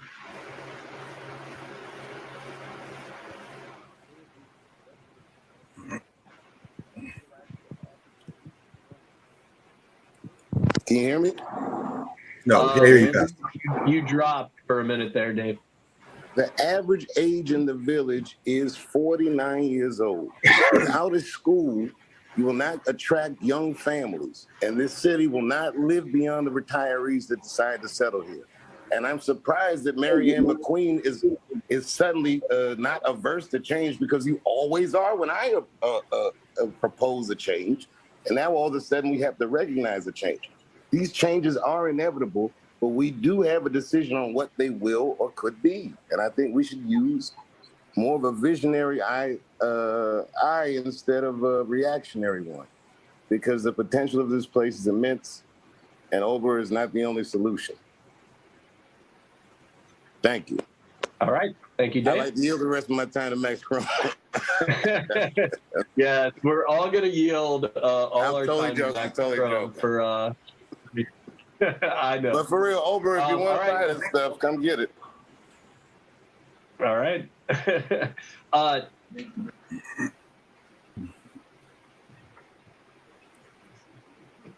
No. Can you hear me? Yes. Hi, I'm Dave Chappelle. I just want to say, and Mary Ann, I could talk to you about this privately. I don't know why the village council would be afraid of litigation from a $24 million a year company while they X out a $65 million a year company. I cannot believe you would make me audition for you. You look like clowns. I am not bluffing. I will take it all off the table. That's all. Thank you. Okay. Well, I'm not bluffing, he said. It sounds confusing. What is happening? So it's not about, I know a lot of people are thinking this was about affordable housing.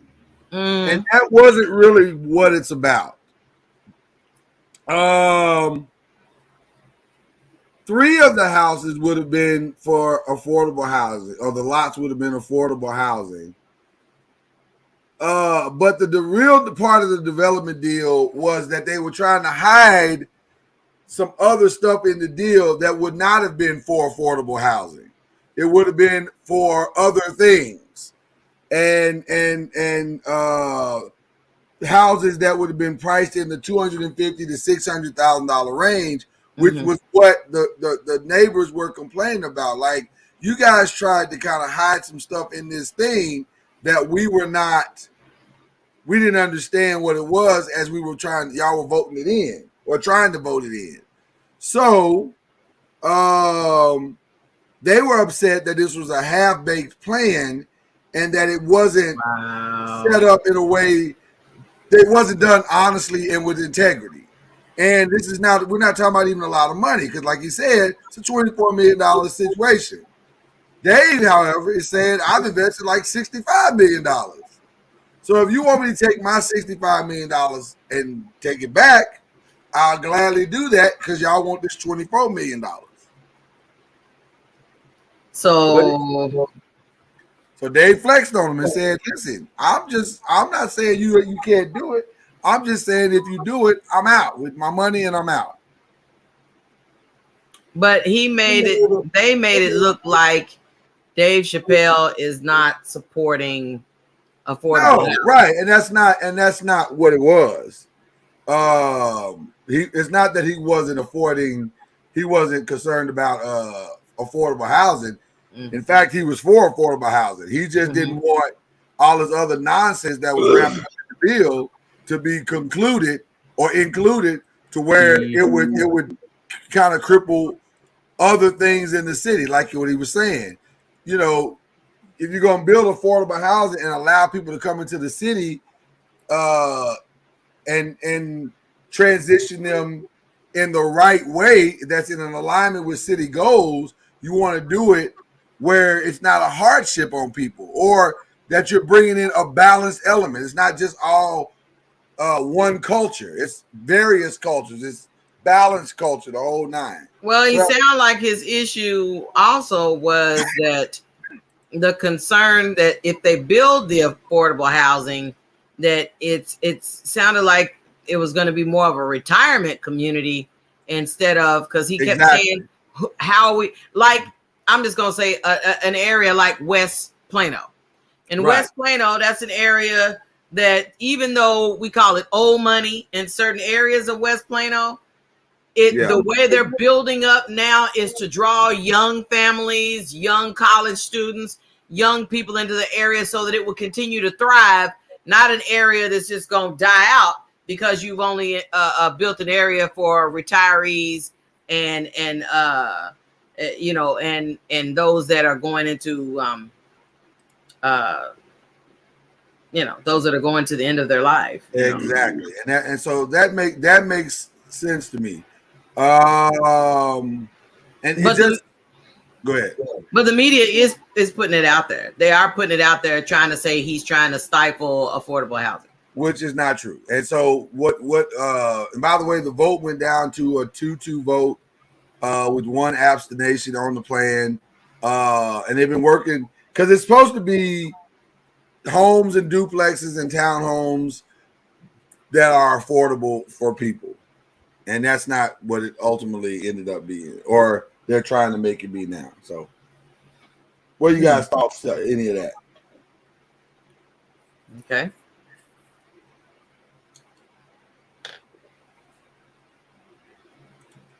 No thoughts, cuz? I don't give a damn. Cuz that's always an issue. Whatever city you live in, that's always an issue. It's all about the money. It is about the money. All you got to do is follow the money. Oh. Okay. Just so I'm clear, he doesn't want the housing built, or he's okay with it. He doesn't. He's okay with the affordable side of the housing. He's not okay with them being grandfathered in to do whatever they want to do, which is what Oberlin Homes, I think is the name of the company. They want to just go wild willy-nilly and build $600,000 million homes, is that and the other. Well, the statistics tell you that that's not for young couples. Young couples can't come in off the street and just buy, especially not in a country town like Yellow Springs. Where's this place located? Yellow Springs, Ohio. Is that So- a country town or a suburb of Cleveland? What is that? No, that's a country town. Yeah, it's a country town. So He lives in the country? he lives in the country. Yeah, man. Yeah, he lives in the country. So That one concert he had in the middle of a cornfield. yeah, it's an interesting situation in that you wouldn't expect Dave to be showing up at a town hall meeting, but he's active. He's active in his community in that way. But I guess if you invest in millions and millions of dollars, You better be hands yeah, you better be active with what's going on. So, But you know, when you said that, you made me think of how you guys are always talking about when we were talking politics, and you saying that certain bills want to be passed, but folks be trying to add stuff in on the back end. Always. So that people see the front end and go, "Oh, well, that should pass," and then they say, "Yeah, only if you add, what I want to the bill." Well, but it's not even about that, really, Mama Noise. It's really about, let me get this bill passed on spec as what you're looking at, but wrapped up in the language is this other thing that you don't know about or you don't recognize. And so that's where the trick is. In most bills, it's wrapped up in the language, wrapped up deeper in the body of the bill is this thing that you didn't even see or you weren't paying attention to. So in other words, it's kind of the left hand, not the right hand, not know, telling the left hand what he's doing. So anyway, I just thought it was interesting and that he's so active in it. Because you mentioned we had a very intense conversation earlier this week about what is to be gained from fights, especially these weird fights like, I don't know, just any fight that's going to cost you something, I guess. Yeah. What the irony of it is, the day after we had that conversation, there was one of those weird fights that broke out at about 2 a.m. in the morning. I guess this was LA. And it was with Da Baby.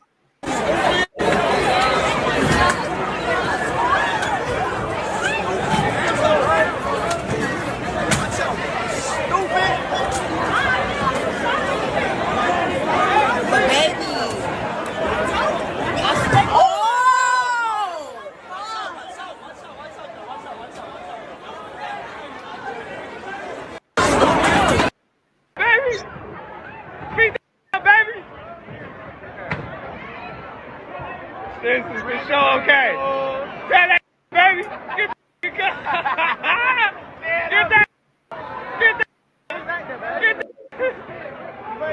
It's all bad. Baby, get that baby. Damn. Cold Blix. So I had to watch several different alliterations of the video because I wasn't really sure what the hell was going on. Mm-hmm. But apparently that is his baby mama that he was having so many problems with. Yeah, Danny Lee, girl. Danny Lee. That's her brother. And I guess he rolled up at the bowling alley trying to confront the baby on whatever his issues he had with his sister. And the baby wasn't bowling. He wasn't in the mood to have conversations about what was going on with his baby mama. And so he proceeded to drag him all across the bowling alley. Now, initially, it looked like a jumping. But if you go back and look at the many different angles from the people who posted it on social media, you see it wasn't. It was just the baby whooping his ass. Now, to Cuz's point earlier in the week, an investigation has now been launched into what took place at the bowling alley. So once again, the baby who acted like a baby. This is not his first situation. That's my point.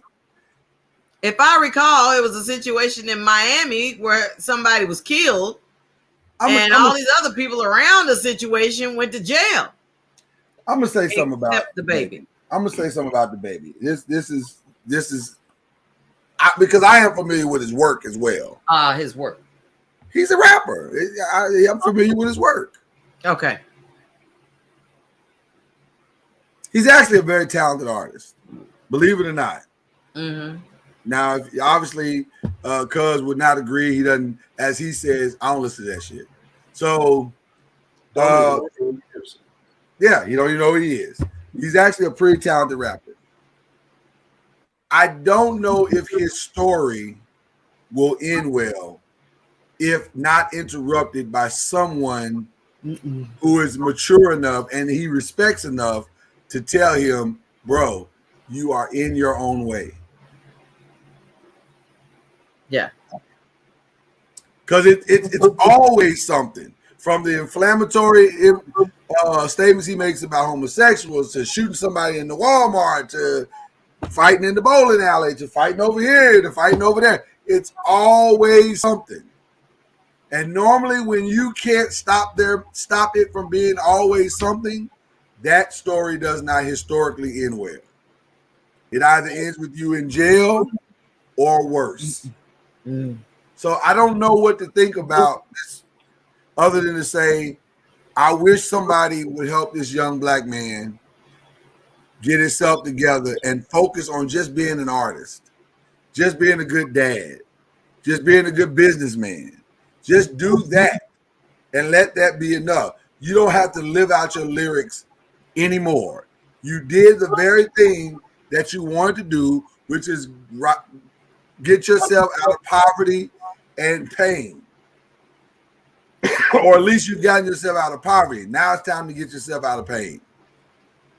And stop trying to flex and become this thing. That's not your real name. The baby is not your real name. That's your stage name.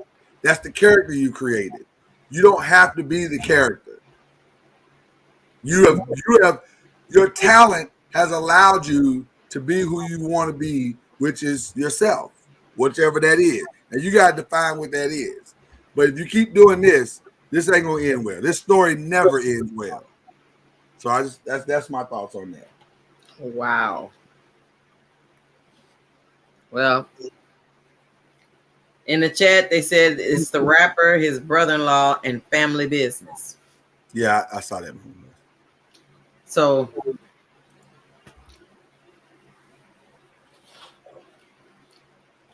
you know,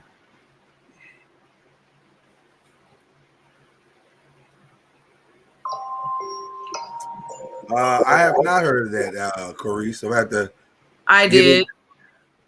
I heard about that, but I believe he wasn't shot. He was shot at, where there are bullets holes in the FedEx truck. Well, he said shot at. And okay, I thought he said okay. I didn't see the at part. But yes, he was shot at, and so, I understand he's very upset with FedEx for not taking it. FedEx came out with a statement saying, we're very disappointed at what happened, and we side with our employee, but at the same time, they were also like, provided that our employee didn't do anything to provoke any type of such attack. But then the driver as well said, okay, FedEx is trying to act like they might be with me, but they're not with me. And at the same time, they put him on the same route. They put him back on the same route that he was shot at. So there's that. Wow.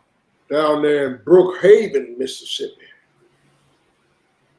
Is that a highly volatile area for people of color? You mean Mississippi? No, I was talking about Brookhaven, but okay, Mississippi. I lived there for 18 years, and I never had no major issue with them. We knew where to go back in the day, where to go and where not to go. Okay. I've been to Brookhaven a few times, and used to be a predominantly white town, but it's not anymore. Small town USA, but I don't know why anybody would shoot at a FedEx delivery. Wow. Just doesn't make a whole lot of sense. I try to pause on stories that I don't understand until I understand it. This ain't one I understand either, so I've just been like, I'll talk about that later. Yeah. Actually, it seems like that type of stuff is trending. I mean, you got Amazon drivers that have stories to tell, FedEx drivers that have story to tell, and Amazon drivers that people chasing them down. I don't know if it's because did they leave without their package or what is all this attack of drivers? You know, I think a lot of what's taking place with that kind of stuff right now is indicative of the strain, the mental and emotional strain that we're experiencing. There is a PTSD that I don't think we're recognizing within our country right now that I believe has taken place as a result of this pandemic.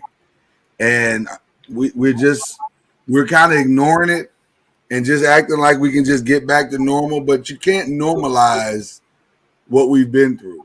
There's a new normal that we are forever going to be in. And the effects of what has taken place are very real. And so I don't know if we should just push past it so easily like we're trying to do. So anyway, but I digress. Because I love to hear your thoughts on the baby and his and guys like that. You know, I don't have no thoughts on that. Well, just guys like that though. The stories like that.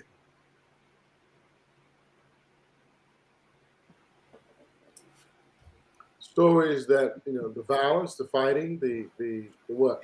Yes, sir.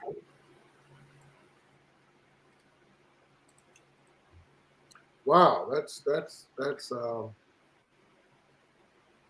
an interesting way to approach it. What was the reason for the fight? Beef? Not beef in the sense of a rap thing, but more so Purple? Danny Lee, his baby mama, is her brother, is his sister, the guy that was being drugged around the bowling alley. And so I think he went up there to confront the baby about what he was doing to his sister. And it didn't turn out right. It did not turn out well for him at all. It got overheated because they got emotional. Probably. Well, I mean, we've talked about this before. Why can't we as men, man to man, why can't I confront you without it turning into an altercation? Why does everything have to be about you are disrespecting me? Why does everything have to be about me protecting my ego? If I come to you and say, listen, man, I don't like the way you treating Kenyatta. You're not doing her right. And you got to do better. Why do you have to, in turn, man, who are you talking to? And it just blows up. We become emotionally out of control, and it blows up. Why does that have to happen? Can you confront someone that you don't have a relationship with? Listen, if you're doing my sister wrong, I think I have the right to come talk to you.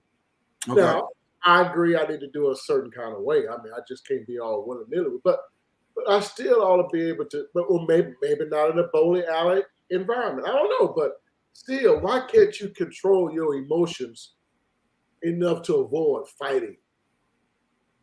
Because listen, he gonna get sued. Oh, for sure. Or he may do time. So why can't you control yourself? This is the same conversation we had the other day. Yeah. That's a problem. more ninjas need to be confronted, but we're actually scared to confront them because ninjas can't control their emotions. Well, now let me say something. Truer words have never been spoken on this show. They can't control their emotion. But I will say this. In watching the video, I was thankful for one thing.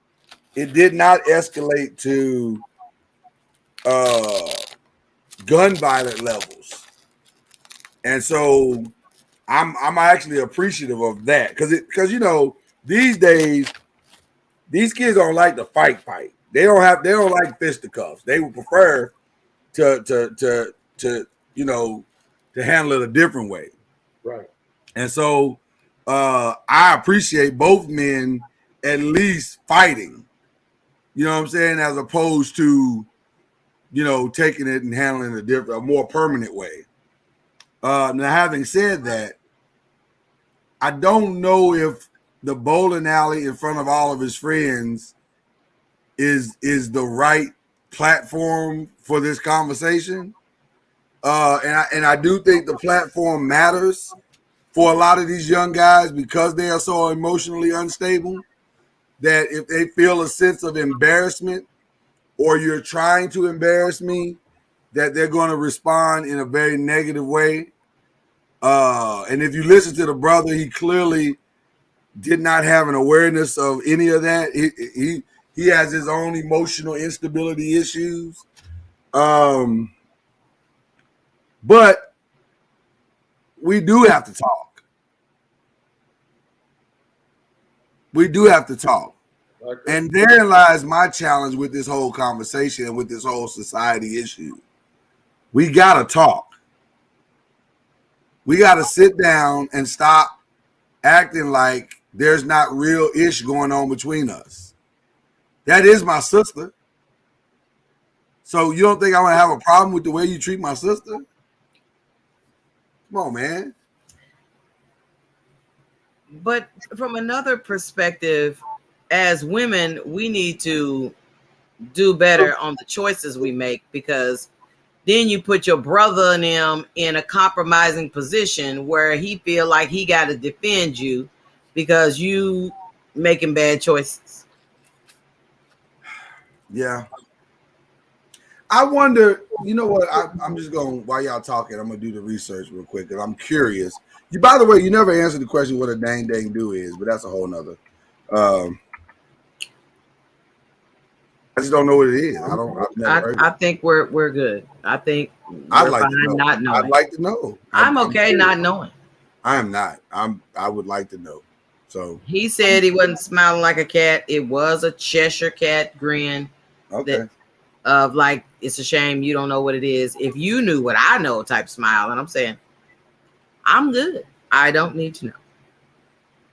Let's see. I'm curious to see if she has a dating history that's kind of okay.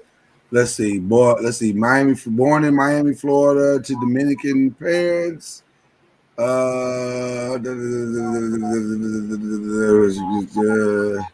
Has a daughter with the rapper The Baby. That's the extent of her, I guess. This is the girl. Yeah. I guess that's the extent of her whole situation.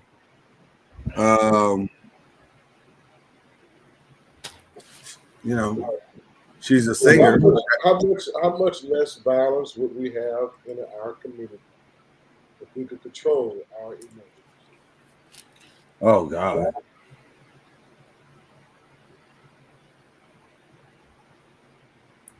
Gosh, Jesus. What a question. Used to be men that would pull boys aside, and even a group of boys, and talk to them and listen, guys, you can't be standing out here in this corner doing what you're doing. You got to do better. Right. He can leave that scene and go on about his business. But now we are so fearful of their reaction. Because who are you to be talking to me? And then it just blows up. Yeah. I feel like where we are now, we've dumped such a big vat of toxicity into our black communities that I don't know if we can clean it up now. I mean, it's bad. Like our black families are maybe the number one issue driving black family right now is emotional instability because of the damage that has been done from missing parents to emotionally unstable parenting that has led to emotionally unstable children. Let's be clear. We're not born that way. We produce it. Yeah, no, I agree. So it comes from parenting. Right. Well, Dr. Smith said that here. She said we're not teaching our children coping skills, is what she said. They don't know how to cope with somebody, a rejection, heartbreak,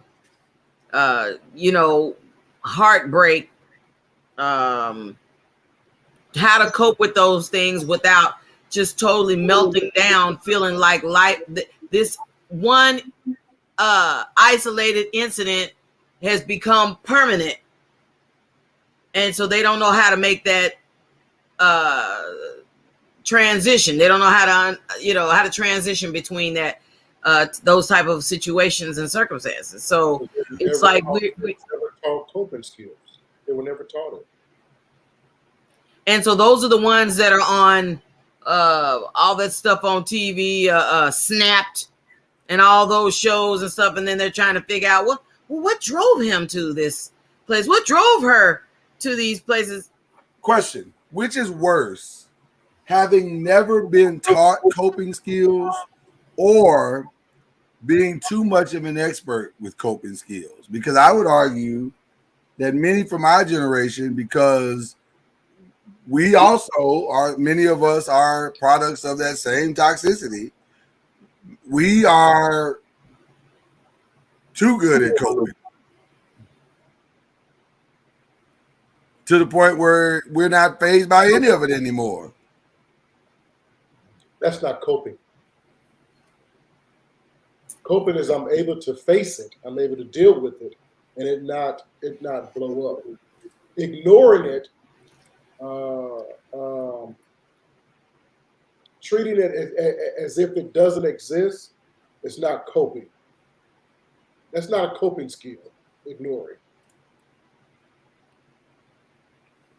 Coping is I'm able to confront it and deal with it. No, coping is, by definition, that's what I thought. I just wanted to make sure before I said it to you. Okay. It's adjusting or tolerating to negative events or realities while you try to keep a positive self-image and emotional equilibrium. It says adjusting and tolerating. Ignoring is not a coping skill.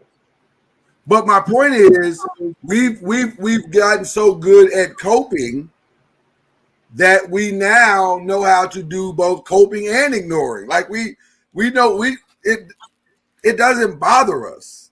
That stuff don't bother us.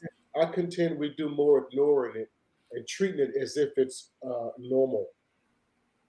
We do a lot more ignoring than we do coping. Live and let live. We don't confront.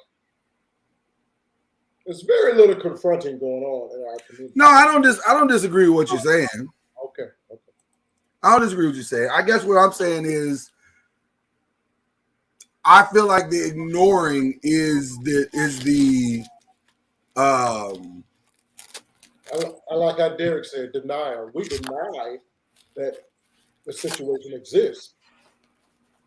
But we deny, Negro. You got me up out of a seat now. We deny that we have a male problem in our community. We deny that. We deny it. We deny. As a whole now, we deny that our community is on life support because of it. Because you really can't talk about it without offending us. Don't you come in with that shit now? I don't know if we're denying it. I don't know if I want to go down this road of denial with y'all. Because I don't know if we're denying that anymore. I just think we're, like you said earlier, we're ignoring it. We just don't care anymore. Because you tell us all the time, if we cared about black lives, we'd stop taking black lives. If we cared about black fathers, we'd hold black fathers more accountable. We've stopped caring about it. We don't care. So maybe we're not even talking about ignoring or denial. Maybe we're just talking about flat out apathy.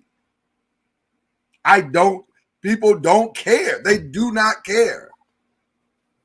And maybe that not caring is the final level of coping that we've coping maturates into something. If you do it too much, if you're too exposed to coping, then you get to a place where you don't care. I don't care that my father's not in my life. I don't care that he didn't do this. I don't care that I don't care. Who cares? And then you start telling people, get over it. I got over it. Then the next thing you try to telling people is, well, you got to pull yourself up by your bootstraps. I did it. I contend to you that a lot of our young men, the boy, does this break my heart. A lot of our young men say, I don't care that he was not in my life. Right. I don't care. They even get manly about it. I don't care about that nigga. That nigga right. don't like me. I don't care. I contend that is a barrier. That's a wall that they're throwing up in order to protect themselves. That's not coping. No, I agree with you. That's not coping. You're confronting it. You're throwing a barrier. You're throwing up a wall. You won't deal with it. Well, I tell you, man. Oftentimes we don't deal with it because we feel hopeless to deal with it. Yeah.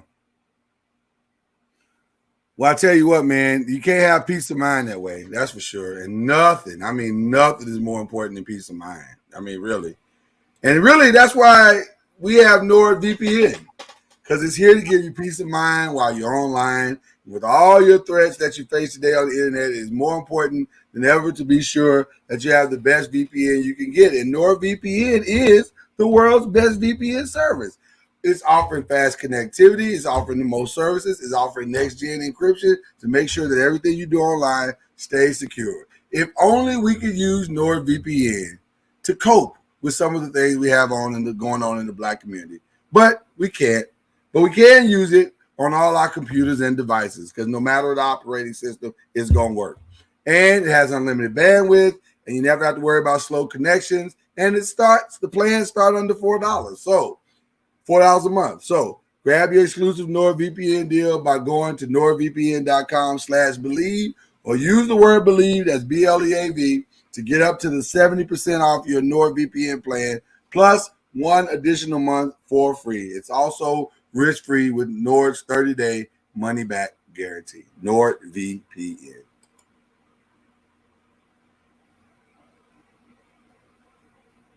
You muted. Yeah. You are excellent at that. You're good at that. I'm trying, man. I'm trying to get it in there, because there's no easy way to really slip these things into a conversation. You're doing it. And they wanted it in the middle. So I'm like, okay, I'll do my best, but you're doing very well. Thank you. I appreciate it. Get to them points by them gentlemen in the chat, man. They got some good points. Let's see what they're talking about. Let's see. Corey said, I just saw an article where the OnlyFans company is sending recruiters off to the universities. Jesus. They're recruiters now? Are you shocked, really? I'm very shocked. The thought engineer, shout out to the thought engineer, saying caring about Black lives is not just a matter of value I hold for another Black person. We need people to have more to lose from acting that way. It's like having a dress code at the club to curb violence. More to lose. So true.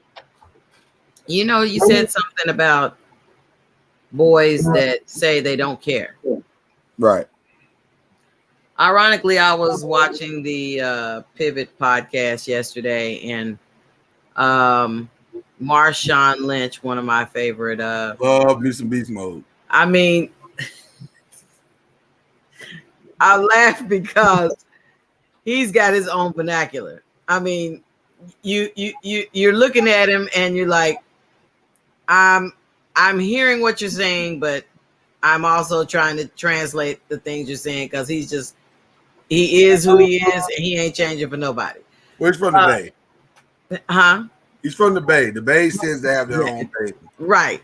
And when you said boys don't seem to care, that's the mindset he had until I think he wanted to see his father. His father's in jail.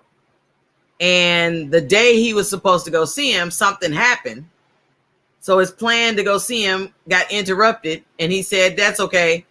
I didn't get to see him on Monday, so I'll just go Tuesday. But his father died before he got there. Wow.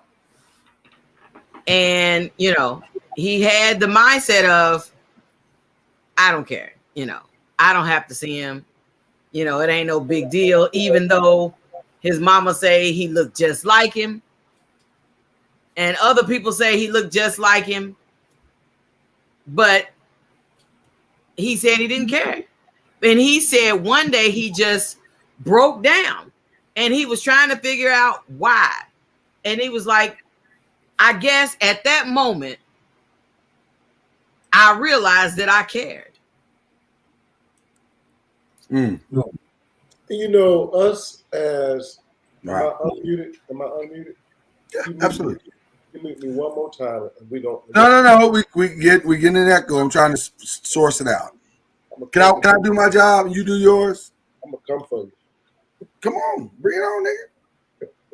A diggity dang dang. we that are men, fathers, our heart should break for our young men. I don't have the answer because I don't believe mentorship really fills the hole of a missing father in a boy's life. But my heart hurts for our young men, for them to, the audacity to say that I don't even care. That has to be some pain in you to not understand or want to understand. I feel hopeless in understanding where you come from. That freaking sucks. Yeah.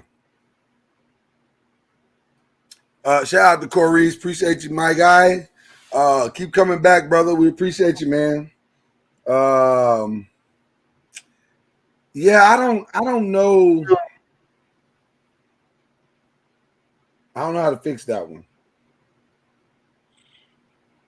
Because think about this. I don't know the young man that was getting drugged all over the bowling alley. And I know what I've read about the baby and researched about the baby. But I do know the baby situation. I never hear him talk about his dad. Talk about his mom all the time. Never hear him talk about his dad. Dads, I think, I'm about to say something that's really biased, but I think I'm right. Dads typically enforce consequence. They teach you, if you do this, this is gonna happen, and they set that standard of that for you in your life. At least mine has. That's mine. That's that. Or my grandfather did. He set that standard for me. I'll say it that way. My mom just told me don't do it. She never really said a lot of times why. My grandfather said, if you do this, this is gonna happen. My point is the mentoring I think that happens with a black father is so critical because of that boundary factor. And when you get to that place where it's not there, it's I don't know if anything can replace it ultimately. Like some things can interrupt it. I don't think anything can replace it. me see what Sean's talking about here. Sean said, I disagree. Okay. I think without the presence of a black father and how our kids and some of those so-called men have not learned how to deal with conversation. No, we agree, Sean. I'm with you, brother. I don't disagree with nothing you just said. Maybe I said something the wrong way, but we absolutely agree on that. Oh, thank you, Corey. What'd you say, Derek? You said, why is truth now biased, Mr. Noise? That's a fact. Oh, fathers command respect. Oh, well, I'm just, color commentary. That's all it was. They are learning from street dudes, rappers, and even some of the yeah.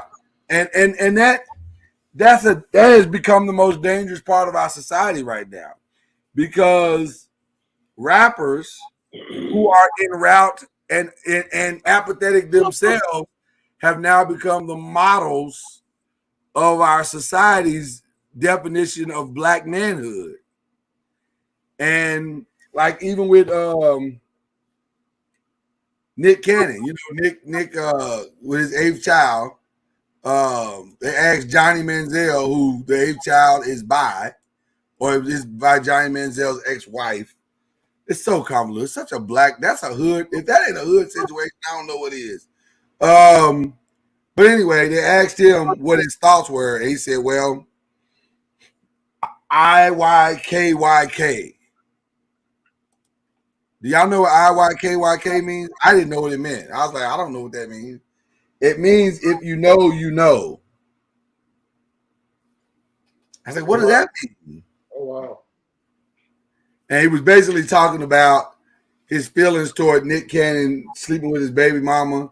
And I guess he was saying, if you know me, then you already know how I feel. But that's as much as he wants to say about it, which I guess is fine. I mean, he don't have to tell nobody how he feels. And honestly, I would imagine he's probably offended. Like, who wants to know that them baby mamas out here sleeping with other people, or their ex-wife is out here smashing Nick Cannon? I mean, that's not something you want to. But I often wonder, and I think we've kind of touched this a little bit on this show, I wonder about Nick's male influence. I know he was, Mama Noise, wasn't it you that said he was raised by his grandfather? I think you muted yourself, Mama Noise. They're all it was all women in that picture that I saw him in last, that he grew up in the hood. I don't know if it was Inglewood or Compton, one of those places he grew up at, but it was always the hood dudes that was always looking out for him and stuff, because they told him that they could see in him that he was destined for something good. But it was always the women that was around him, more so than being led by a male figure. But hood dudes looking out for you is both good and bad. Like, yeah, if that is your circumstances and they're trying to keep you out of trouble, then I guess that's a good thing. But if they're the ones guiding you into manhood and they're all broken, that is not a good thing. Good point. You don't want broken people trying to fix broken people. But it's a trip how even the local drug dealer can see that there's a light in you. I don't know if the local drug dealer sees that there's a light in you as much as he sees what he desires in you. What he wants personally? Yeah, like I wish I could have been this dude, and then I wouldn't have to do what I'm doing. So he sees maybe he has an opportunity to do at least a little good for the hood. That he's like the chosen one. Chosen might be strong. I said that because I know what you're saying. I'm thinking of like Blindside, where all those guys were right there in the hood, but Big Mike was the one that, was like he was a couple of them played football, but not all of them made it out playing football. Right.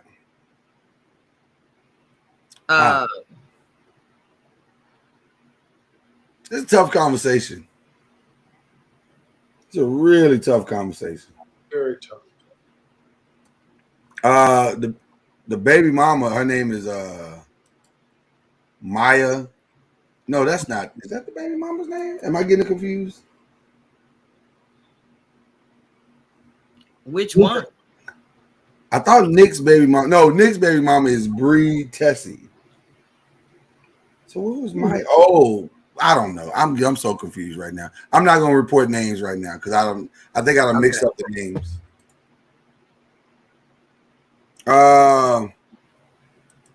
Nick's dad was a gangster. Well, see, that explains it then. That explains a lot of things then.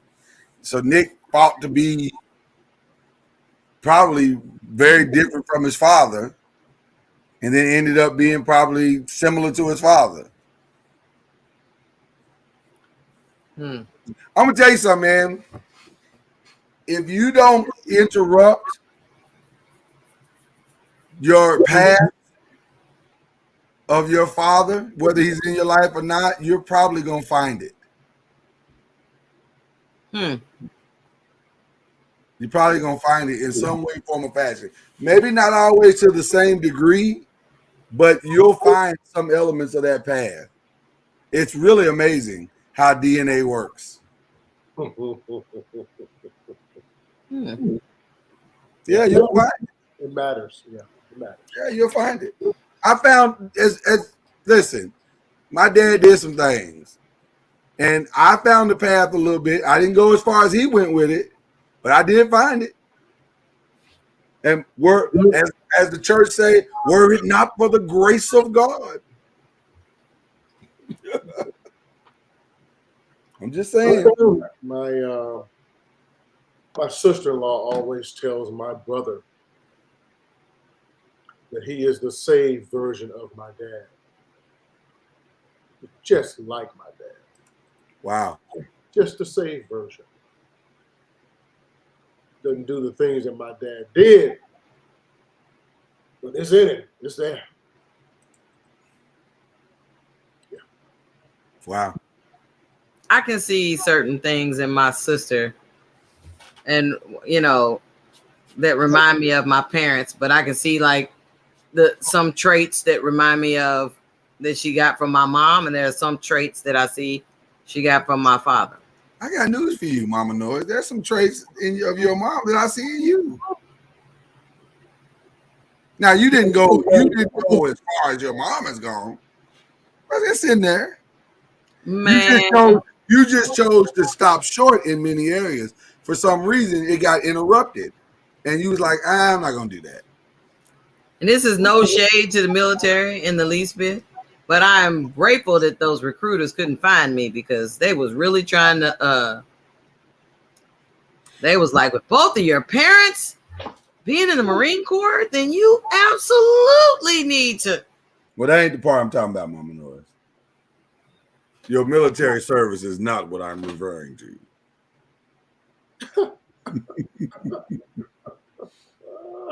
But that's okay. But listen, that's okay. That, to me, that's what makes you amazing to me. Because the fact that you didn't go all the way down the path. Listen, I think all three people on these blocks are miracles. I think a lot of the noisemakers are miracles. When you start listening to their story and their journeys, I think the thing that is binding us together is that we all come from these miraculous backgrounds that we should have been something else and we were not. So you saying you think I should have been a hoe always?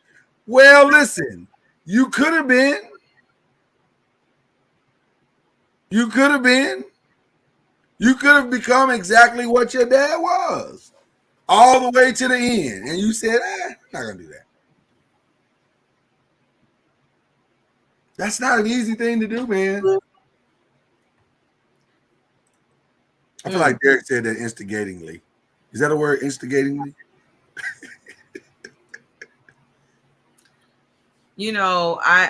I've said here before that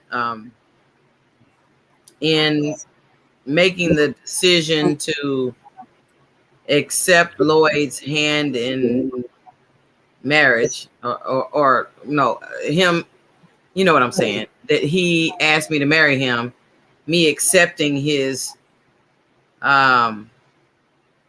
asking me to marry him, and then watching, you know, my mom be married a couple of 3 different times, having to think about that and say, okay, I don't want to do that. I want to, if I'm going to accept this man's invitation to share my life with him, then I don't want to stop and start. I don't want to marry more than one time. I told Lloyd, you know, God forbid anything, you know, or whenever, you ain't got to worry about, I'm not marrying again. That's not even an option for me. Because, I mean, I feel like if you done invested these many, many years of your life into one person. I mean, I can't speak for everybody. There are other people that's like, you know, let me quit like in a hurry. But I just, me personally, I don't see marrying. That's one that I don't think you should never say never. You shouldn't say never. I don't think I would ever get married again either. But I just might come across me. Nope. What? You just might come across you or what? A fine nope. Woman that doesn't need any work from me. That can give unto me unconditionally. I might do it again. That doesn't need any work from you? Now, this I'm gonna say for sure. I'm worked out. That's why I like Derek's comment. He said, how much of our decision to not repeat our parents' mistakes come from the pain we experience as a result of the impact of those mistakes? My answer, I can't speak for y'all answer, but my answer is all. Absolutely. Absolutely. I knew okay, my thoughts were to accept Lloyd's invitation to marry him. You said like I asked you to prom or something. Invitation. Right. I'm sorry. Proposal. If I didn't give the eloquent, yes or no circle. The eloquent way, I apologize. When you asked me to marry you, I just thought of, okay, in accepting his asking me to marry him, I did not want to say yes and then there'd be children that would be you know, a product of this love, and then, you know, we give up because we came in with a mindset of this or that, and we just give up and just walk away, and then our kids not experience life being raised with both of their parents. And that is as Derek said, that I know that all too well, and I did not want that for our children. So I appreciate that Lloyd and I really tried to make sure that this is what we want to do, and that we're making a decision that it's, you know, that divorce is not an option to or a solution to problems. Right. You know, Mama Noise, that to me, I love what you said, and I believe most women feel that way. But you don't have a lot of control over it. That's why I always tell women that but for the grace of God goes you. You just really don't know. You pray, you hope, you believe, you trust, you do your due diligence, but you don't know what that man gonna do. You just don't know. See, I don't know what Lord is gonna do. Is that what you said? No. I'm saying before you get married, before you get married, yeah. You don't. Absolutely, you don't. It's definitely a faith trust thing. It's the crapshoot. A blind faith trust thing. Blind faith. It really is. Yeah, it really is. Yeah. And it's tricky. Listen, I'd be lying if I sat here and said the conversation that we had about divorce is not an option didn't freak me out privately. I'd be lying. Because privately I was thinking to myself, well, damn, you just committed yourself all the way. And what if it ain't what you thought it was gonna be? What if it is? What if there are some real problems? What if she crazy? What if she did? You know, all the stuff you go through as a young man. You don't know, but that's where the faith in God and the Lord comes in. You believe you make the right selection, or He led you to something that can work for you and your life, and there you go.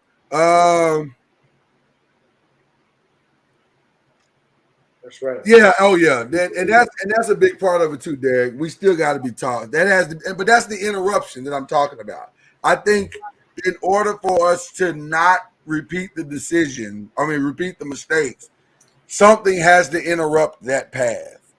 And whether it's education, whether it's commitment, whether it's influence. I know cuz don't like this, but I'll say it, whether it's mentorship.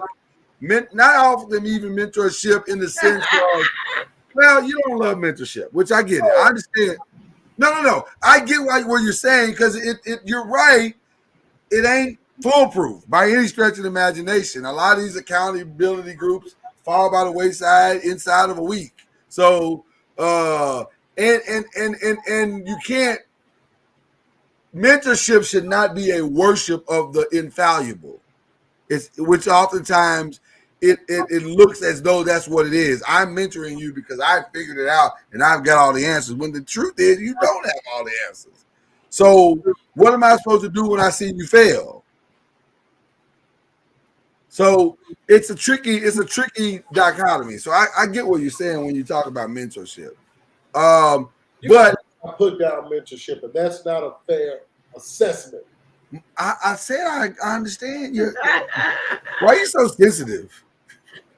I like mentorship. I don't think it replaces. Well, it can't. We know it can't replace the whole. No. I just believe that sometimes it backfires because of the perception. You're right that he's a good guy. He's a good dad. He loves his kids. In fact, he's going to leave me and go home with his kids, and I still don't have my time. It's right. just tough. It's. I don't think mentorship is any more than just, like I said, a part of the interruption. At least you get to see something or somebody who is doing it reasonably the right way. So I was basically when my wife sent for her family from Jamaica. We first sent for her mom, and then we sent for her siblings. And her brother that just retired from the Army, and her sister came and lived with us 2 different times, but they came and lived with us when they came from Jamaica. Right. So I was basically a mentor. I'm a brother-in-law, but I raised the kids. Yeah, absolutely. And to this day, they still have never met when their fathers are dead. They never got to meet their fathers. Never knew their fathers. And both of them, well, no, the girl got to meet her father. I'm sorry, the boys never met his father. And to this day, he doesn't care that he never met his father, but he's very attached to me. So the reason why he was so attached to me because I was a full-time mentor or brother-in-law or whatever you want to call it. I was full-time, right? I was full-time in his life. Right. I didn't come in on a Tuesday for 2 hours and then leave. It was more parenting than it was mentoring. Right. It was more parenting than it was mentoring. Right. That's why I think it works for him. but to that same point that you just made, very well, by the way. It was bad. It's no, real talk. I love what you just said, but I also think it goes in alignment with what I just said about the interruption. If you don't come into his life and interrupt that journey with something counter to what he is known, he's a different dude. Right. Oh yeah. He's a very different dude. Wow, really aggressive energy there. What's up, brother? Show co-path. Yeah, real aggressive energy on that. He came in hot, very hot. So that's an interesting conversation we just had. I want to end Black Friday on a very somewhat ridiculous note, and really it's just an apology. And if I'm just being, candid and transparent, not my apology per se, as much as it is Nellie's apology. Oh no! No, really, Mama Noise. Who among us has not been on our phone and we text the wrong person? Nope. And we said, "My bad, I didn't mean to send this to you." Or who among us? You thought you were in one group chat and you put a comment, and then, he was on Instagram and he hit the video button when he meant to hit the picture button, and the video button had him getting head from a girl. So you got to be careful, is what I'm saying. But he apologized, Mama Noise. He apologized. Is he married? He's not married. Okay. So I'm just saying, Mama Noise, do you accept his apology? As soon as Mr. Uncorked Wine shows up, now all of a sudden you want to talk about a video. Well, I want to be very clear. I love Mr. Uncorked Wine. He's a brother, longtime friend, and I know he's had a challenging day. I wanted to put a smile on his face. Oh, I hopefully wherever he is right now, he's smiling, going, yes. So do they have the picture of the blowjob? So technically, this is the picture, but it wasn't a picture, it was a video. But he immediately, being the responsible man that Nelly is, he immediately took it down. He did not let that picture linger on the internet too long. He saw the mistake that he made, so people screenshot it, which is what we have here, and then he took it down. I thought once it's on the internet, it's on the internet. I mean, how do you get rid of? Nobody else captured it. Nobody else had it. It wasn't there long enough for anybody to capture the full video. Well, it was long enough to capture that shot. They captured the screenshot. They got the screenshot of this lovely young lady. I don't see anything. I don't understand what you're saying. Well, they can't. Okay. All right. Let me the video was on there long enough for them to capture it. YouTube took it down. Okay, is that what you want to hear? Because I get upset when we are appalled about Tittygate and now Blowjob Gate and all these gates, but we ain't seen shit. I'm trying to figure out what are we upset for? Nobody's saying anything. Everything's blurred. What's the deal? Well, I'm serious about that question now. What? Let me say this: the ones that did see the video, there were a few thousand people that saw it. They saw it, and actually, they were unimpressed. Okay, that's not the point. I'm giving you fan feedback. So I'm still pissed today that nobody has seen the breasts. Yeah. Somebody's seen it, just not us. But she's not working with that much in it anyway. Like, she's not really working with a lot. What are you talking about? Janet. You're talking about Janet, right? So what do you want a lot to be? Well, I like a ample amount. I do. So are you saying that Instagram is saying that Nelly ain't working with a lot. I'm not saying as much as there are ladies on Instagram that were very You're disappointed. saying he's not working with a lot. They were disappointed. But let me say this: Nelly's a lot older than he used to be. Maybe it's not quite as hot in here as it used to be. It gets smaller when you get older. I don't know. Maybe I don't know. I didn't see it. I don't know. Okay. I'm not just saying. Naturally, does it shrink as you know? Oh my God! They say our height goes down. I don't know. All I'm saying is, ladies were not impressed. Mama Noise, do you think it's a proper conversation for you're a woman, so I want to have this conversation with you for a moment. And don't look like that. I'm talking to you. I'm talking to you. Y'all get together and talk about this thing. Go ahead. Y'all work it out. Do you think it's proper conversation for women to belittle a man on his side? On his what? Size. For a woman to belittle. In the presence of other women. They're saying that they're not impressed with the man's size. They were not impressed. Maybe that was the woman who he put on blast on Instagram that, you know. No, other women were saying that.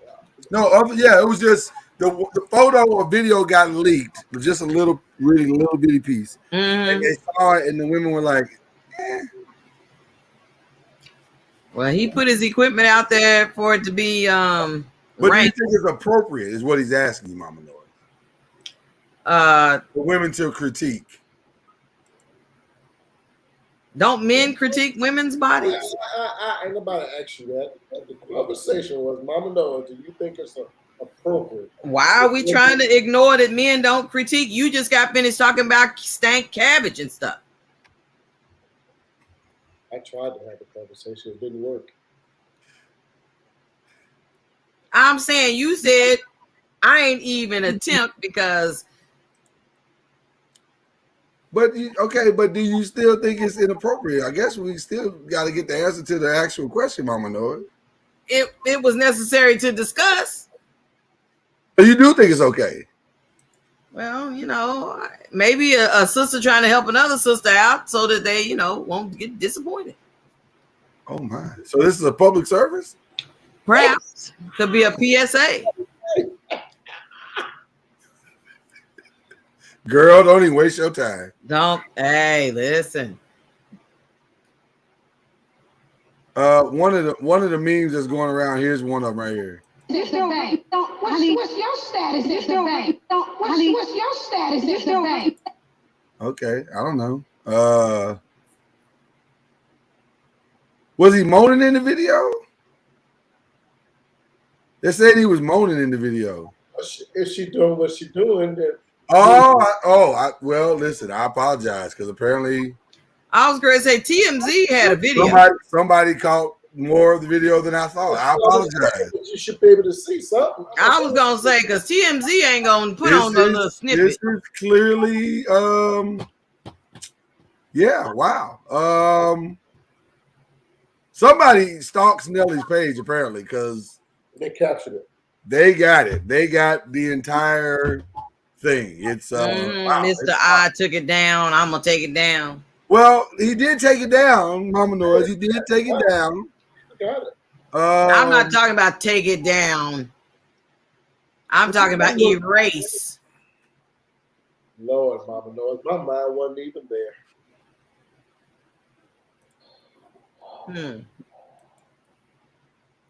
Are you watching the video?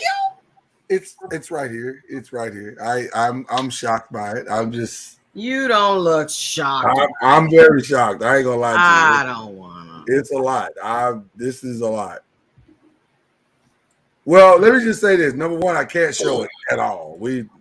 There ain't no way they're gonna let us stay up behind that shit. That's for real. It's a lot. It's a lot. I don't know what to say. Nelly, sir. He want to be in the conversation. He did that on purpose. He just telling them it was an accident. As long as that video is, there's no way he would have thought that was just a picture or what. Come on, sir. You had to press the Instagram. Well, I'm gonna say this, and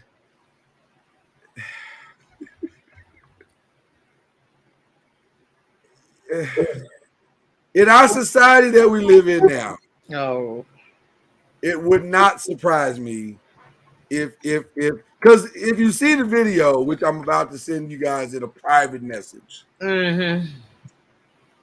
how does this get leaked? Is the real question. Yeah, I'm just being honest. I'm just asking questions. I don't know how something like this would get leaked. Yeah, it doesn't feel like this is a leakable video. That is I want to stay relevant. I need something that's going to be viral. I'm just saying it doesn't feel like it's a leakable video. See, now there they go on YouTube talking about send me the link. I can't. It doesn't feel, I'm just saying, it doesn't feel like a leakable video. Then Chad gonna talk about you just research. He's just researching. Who? Nelly? I don't know what he's researching. No, he's talking about you researching. Oh, I was researching because I was looking to see what I was actually looking to see what the comments were. And then I saw that and I was like, oh, okay, well. As a female Mama Knows, why you pretending like you don't want to see it? What? Oh my. I don't want to see it. What are you talking about? Well, why did you just because it's a woman? Why did you just grab your phone? Because Lloyd sent me a message. Sent you the link. I sent you the video, like I said. Oh, I don't. You didn't need to send me that. Oh, okay. Right. I believe it. I believe it too, Chad. I believe that's one of the reasons why Ashanti left his tail. Could be. So who's the girl he's with now? I don't know. A random chick. But see, maybe that's one of the reasons why he sent it. Because she is a rando. He has nothing to lose. Now, she may sue his ass. Yep. Because she should. You got me out here looking. Well, I don't know if she looks bad in the video. She's I was gonna say he got out here looking bad. I guess she didn't look bad. But she may not have wanted people to be aware of her particular set of skills.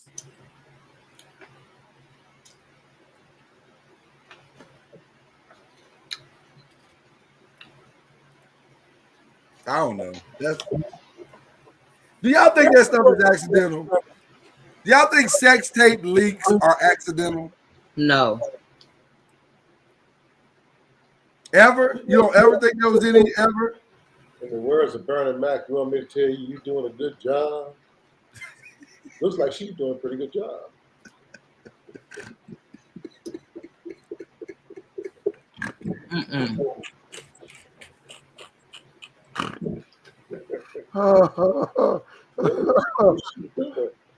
I'm laughing twofold. One, because of what you just said, and two, because I'm hearing Bernie Mac say it in my head. Oh, God, that's funny. That's a funny joke, man. Let me tell you. Okay, I'm sorry. Seriously, though, do y'all think sex tape leaks are accidental? No. Y'all remember when Jill Scott was standing in front of the mirror?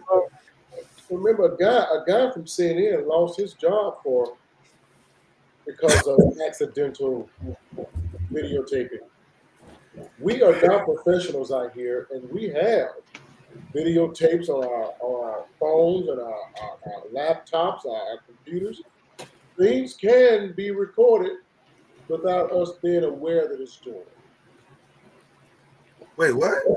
That's why every time I go to my bedroom, I check all the cameras and say, hey, shit off. But okay, but wait a minute, your phone can't visually record you without you knowing it. I'm just saying you could have pushed the wrong button. That's true. Why are you even pushing the button? That's where I was going, Mama Noise. Why, in the midst of this beautiful act of love that we are performing upon each other, did you stop and say, "Damn, this is so good, I got to record it"? I got to be able to play this back later. Mama Noise, I believe as a participant in the podcast, you should be able to watch the video. Nope. I'm good. Well, but it's hard for you to comment on what's going on, Mama Noise. I don't need to see it. We need to be able to get opinions on.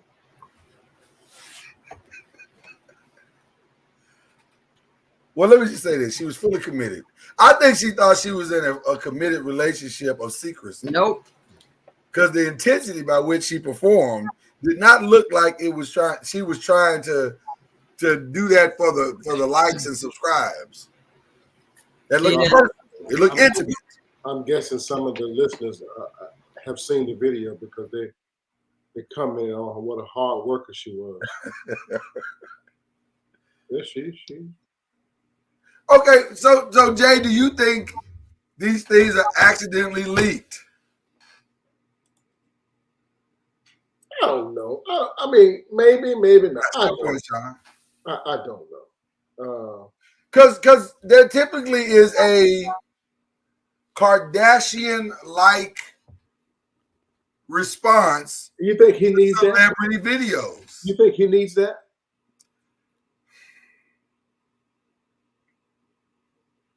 I don't know. He absolutely does. He ain't got no albums come out. He's not really doing anything right now. He needed the viral. He needed to be trending. They say you get 15 minutes. If you used up 12. Listen. Kim Kardashian's I maximize the last 3. Her mama made sure that video created a whole empire. Here's my analogy. They say you get 15 minutes of fame, right? The trick of it is to figure out how to multiply those 15 minutes into more minutes. It's kind of like buying the old phone cards. I need to add more minutes to my phone card. Phone card. I need to add more minutes to my fame. How can I do that? I'll leak this sex tape. That's another 5 minutes. Now, it doesn't last long. Everybody doesn't get like the whole Kardashian experience from leaking their sex tape, but you get some minutes in the sun. Mm-hmm. Jill Scott did a video, and it wasn't even a real sex tape. She was just in a concert demonstrating what she could do. And she got, listen, it went viral. She's like, all I did was just do the concert. Everybody's like, we know. It was damn good. I don't know. It makes me wonder. Is it accidental or is it real? Because and if you apologize, everybody forgives you and we all move on. He did apologize. He did apologize. That wasn't. Mama Noise. The man apologized. Let's believe it. That's what he's supposed to say. When you say accident. I'm so sorry. I'm so sorry you caught me. That I left the camera on. I'm so sorry I pointed it directly into her face. And that we was live. I'm so sorry I went all the way to the app. They weren't live. Don't do that, Mama Noise. They were not live. That was a recorded video. I thought he said it was a lot. He didn't realize he was live. I thought he said he was just recorded. Well, I got to go back and research the story. Because I was pretty sure he was said, on Instagram and didn't realize that he hit live. Was it live? Well, now I'm starting to question the whole thing. And I'm like, how you didn't know that you was live? Well, now you can know Instagram live on accident. Now you can do that. But doesn't it say in the upper corner that you're live? Yeah, but if you look at the video, Mama Noise, clearly he was distracted and wouldn't have known that he was live. Oh. There's no possible way under those circumstances he would have Okay. focused on whether or not he was live on this. Yes, I got it. I'm just saying. Am I wrong, Jay? No, she happened She handled the business. Yeah. Oh, I'm just saying, Mama. No, we trying to. You didn't watch the video. I didn't. And then JR, she handled the business. Man. Okay. All right. Well, that was our final story for the day. Because of the circumstance of this morning, we've got shows coming up this weekend, but I don't know what they are. They're gonna be good. That's all I can tell you. They're gonna be good. Daddy and the Girl is at 10, followed by I Still Do at 11. Uncorked Wine tomorrow night. That's all you really need to know. Right. Pull up. Let me show my guy. Because I haven't shown my guy in a while. I miss him. Pull up on me. Pull up, pull up on me. Love that dude.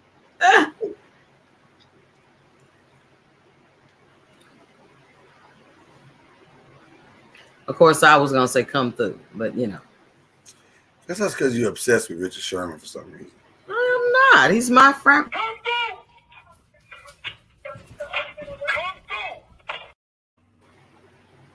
I need to get that trending. It's too late. So then he can make the correct meme. Cuz we never asked you, what is your favorite drop that we have? We've asked this on Uncorked Wine. We asked it at the anniversary. But what is your favorite drop for Uncorked Wine? Or I mean for Talkin Noise or Noise Media in general? Or do you have a favorite? Say that again. I apologize. That's okay. We were just asking what your favorite drop was. Is it that racist or oh my God or hell no or you know what's your favorite drop? I like what the hell one. The new one, the new one with the baby. Yeah, I like the baby too. What the hell? What the hell? I like the baby too. She's pretty funny. Oh my gosh. They be using that clip like it's going out of style on Instagram for like dogs that are all of a sudden getting a bath or something and they don't want the bath. I like the creativity of the whole thing. The only thing I don't like about Reels and TikTok is I feel like my attention span is a lot shorter every time I watch it.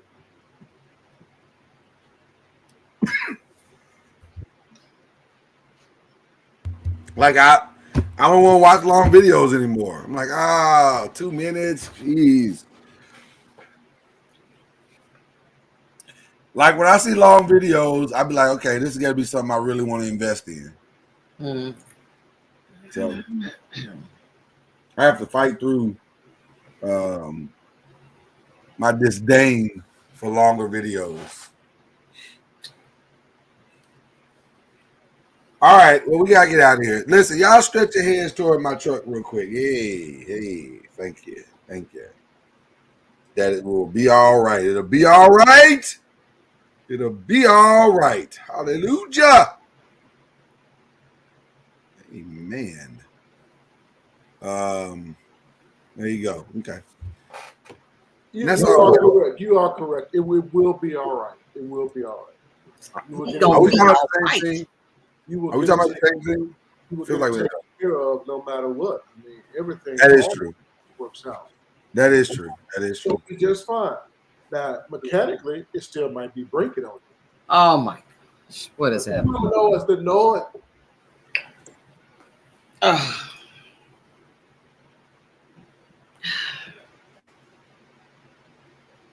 There are certain things when a mechanic tells you that sound means that this is happening. That means it's happening. He said could be. Is it a loud humming noise or a soft whispering humming noise? Kind of loud. Kind of loud. Okay.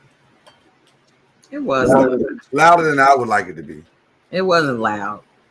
Loud enough. I noticed it. I've never noticed it before. This is in the SUV, right? Yes.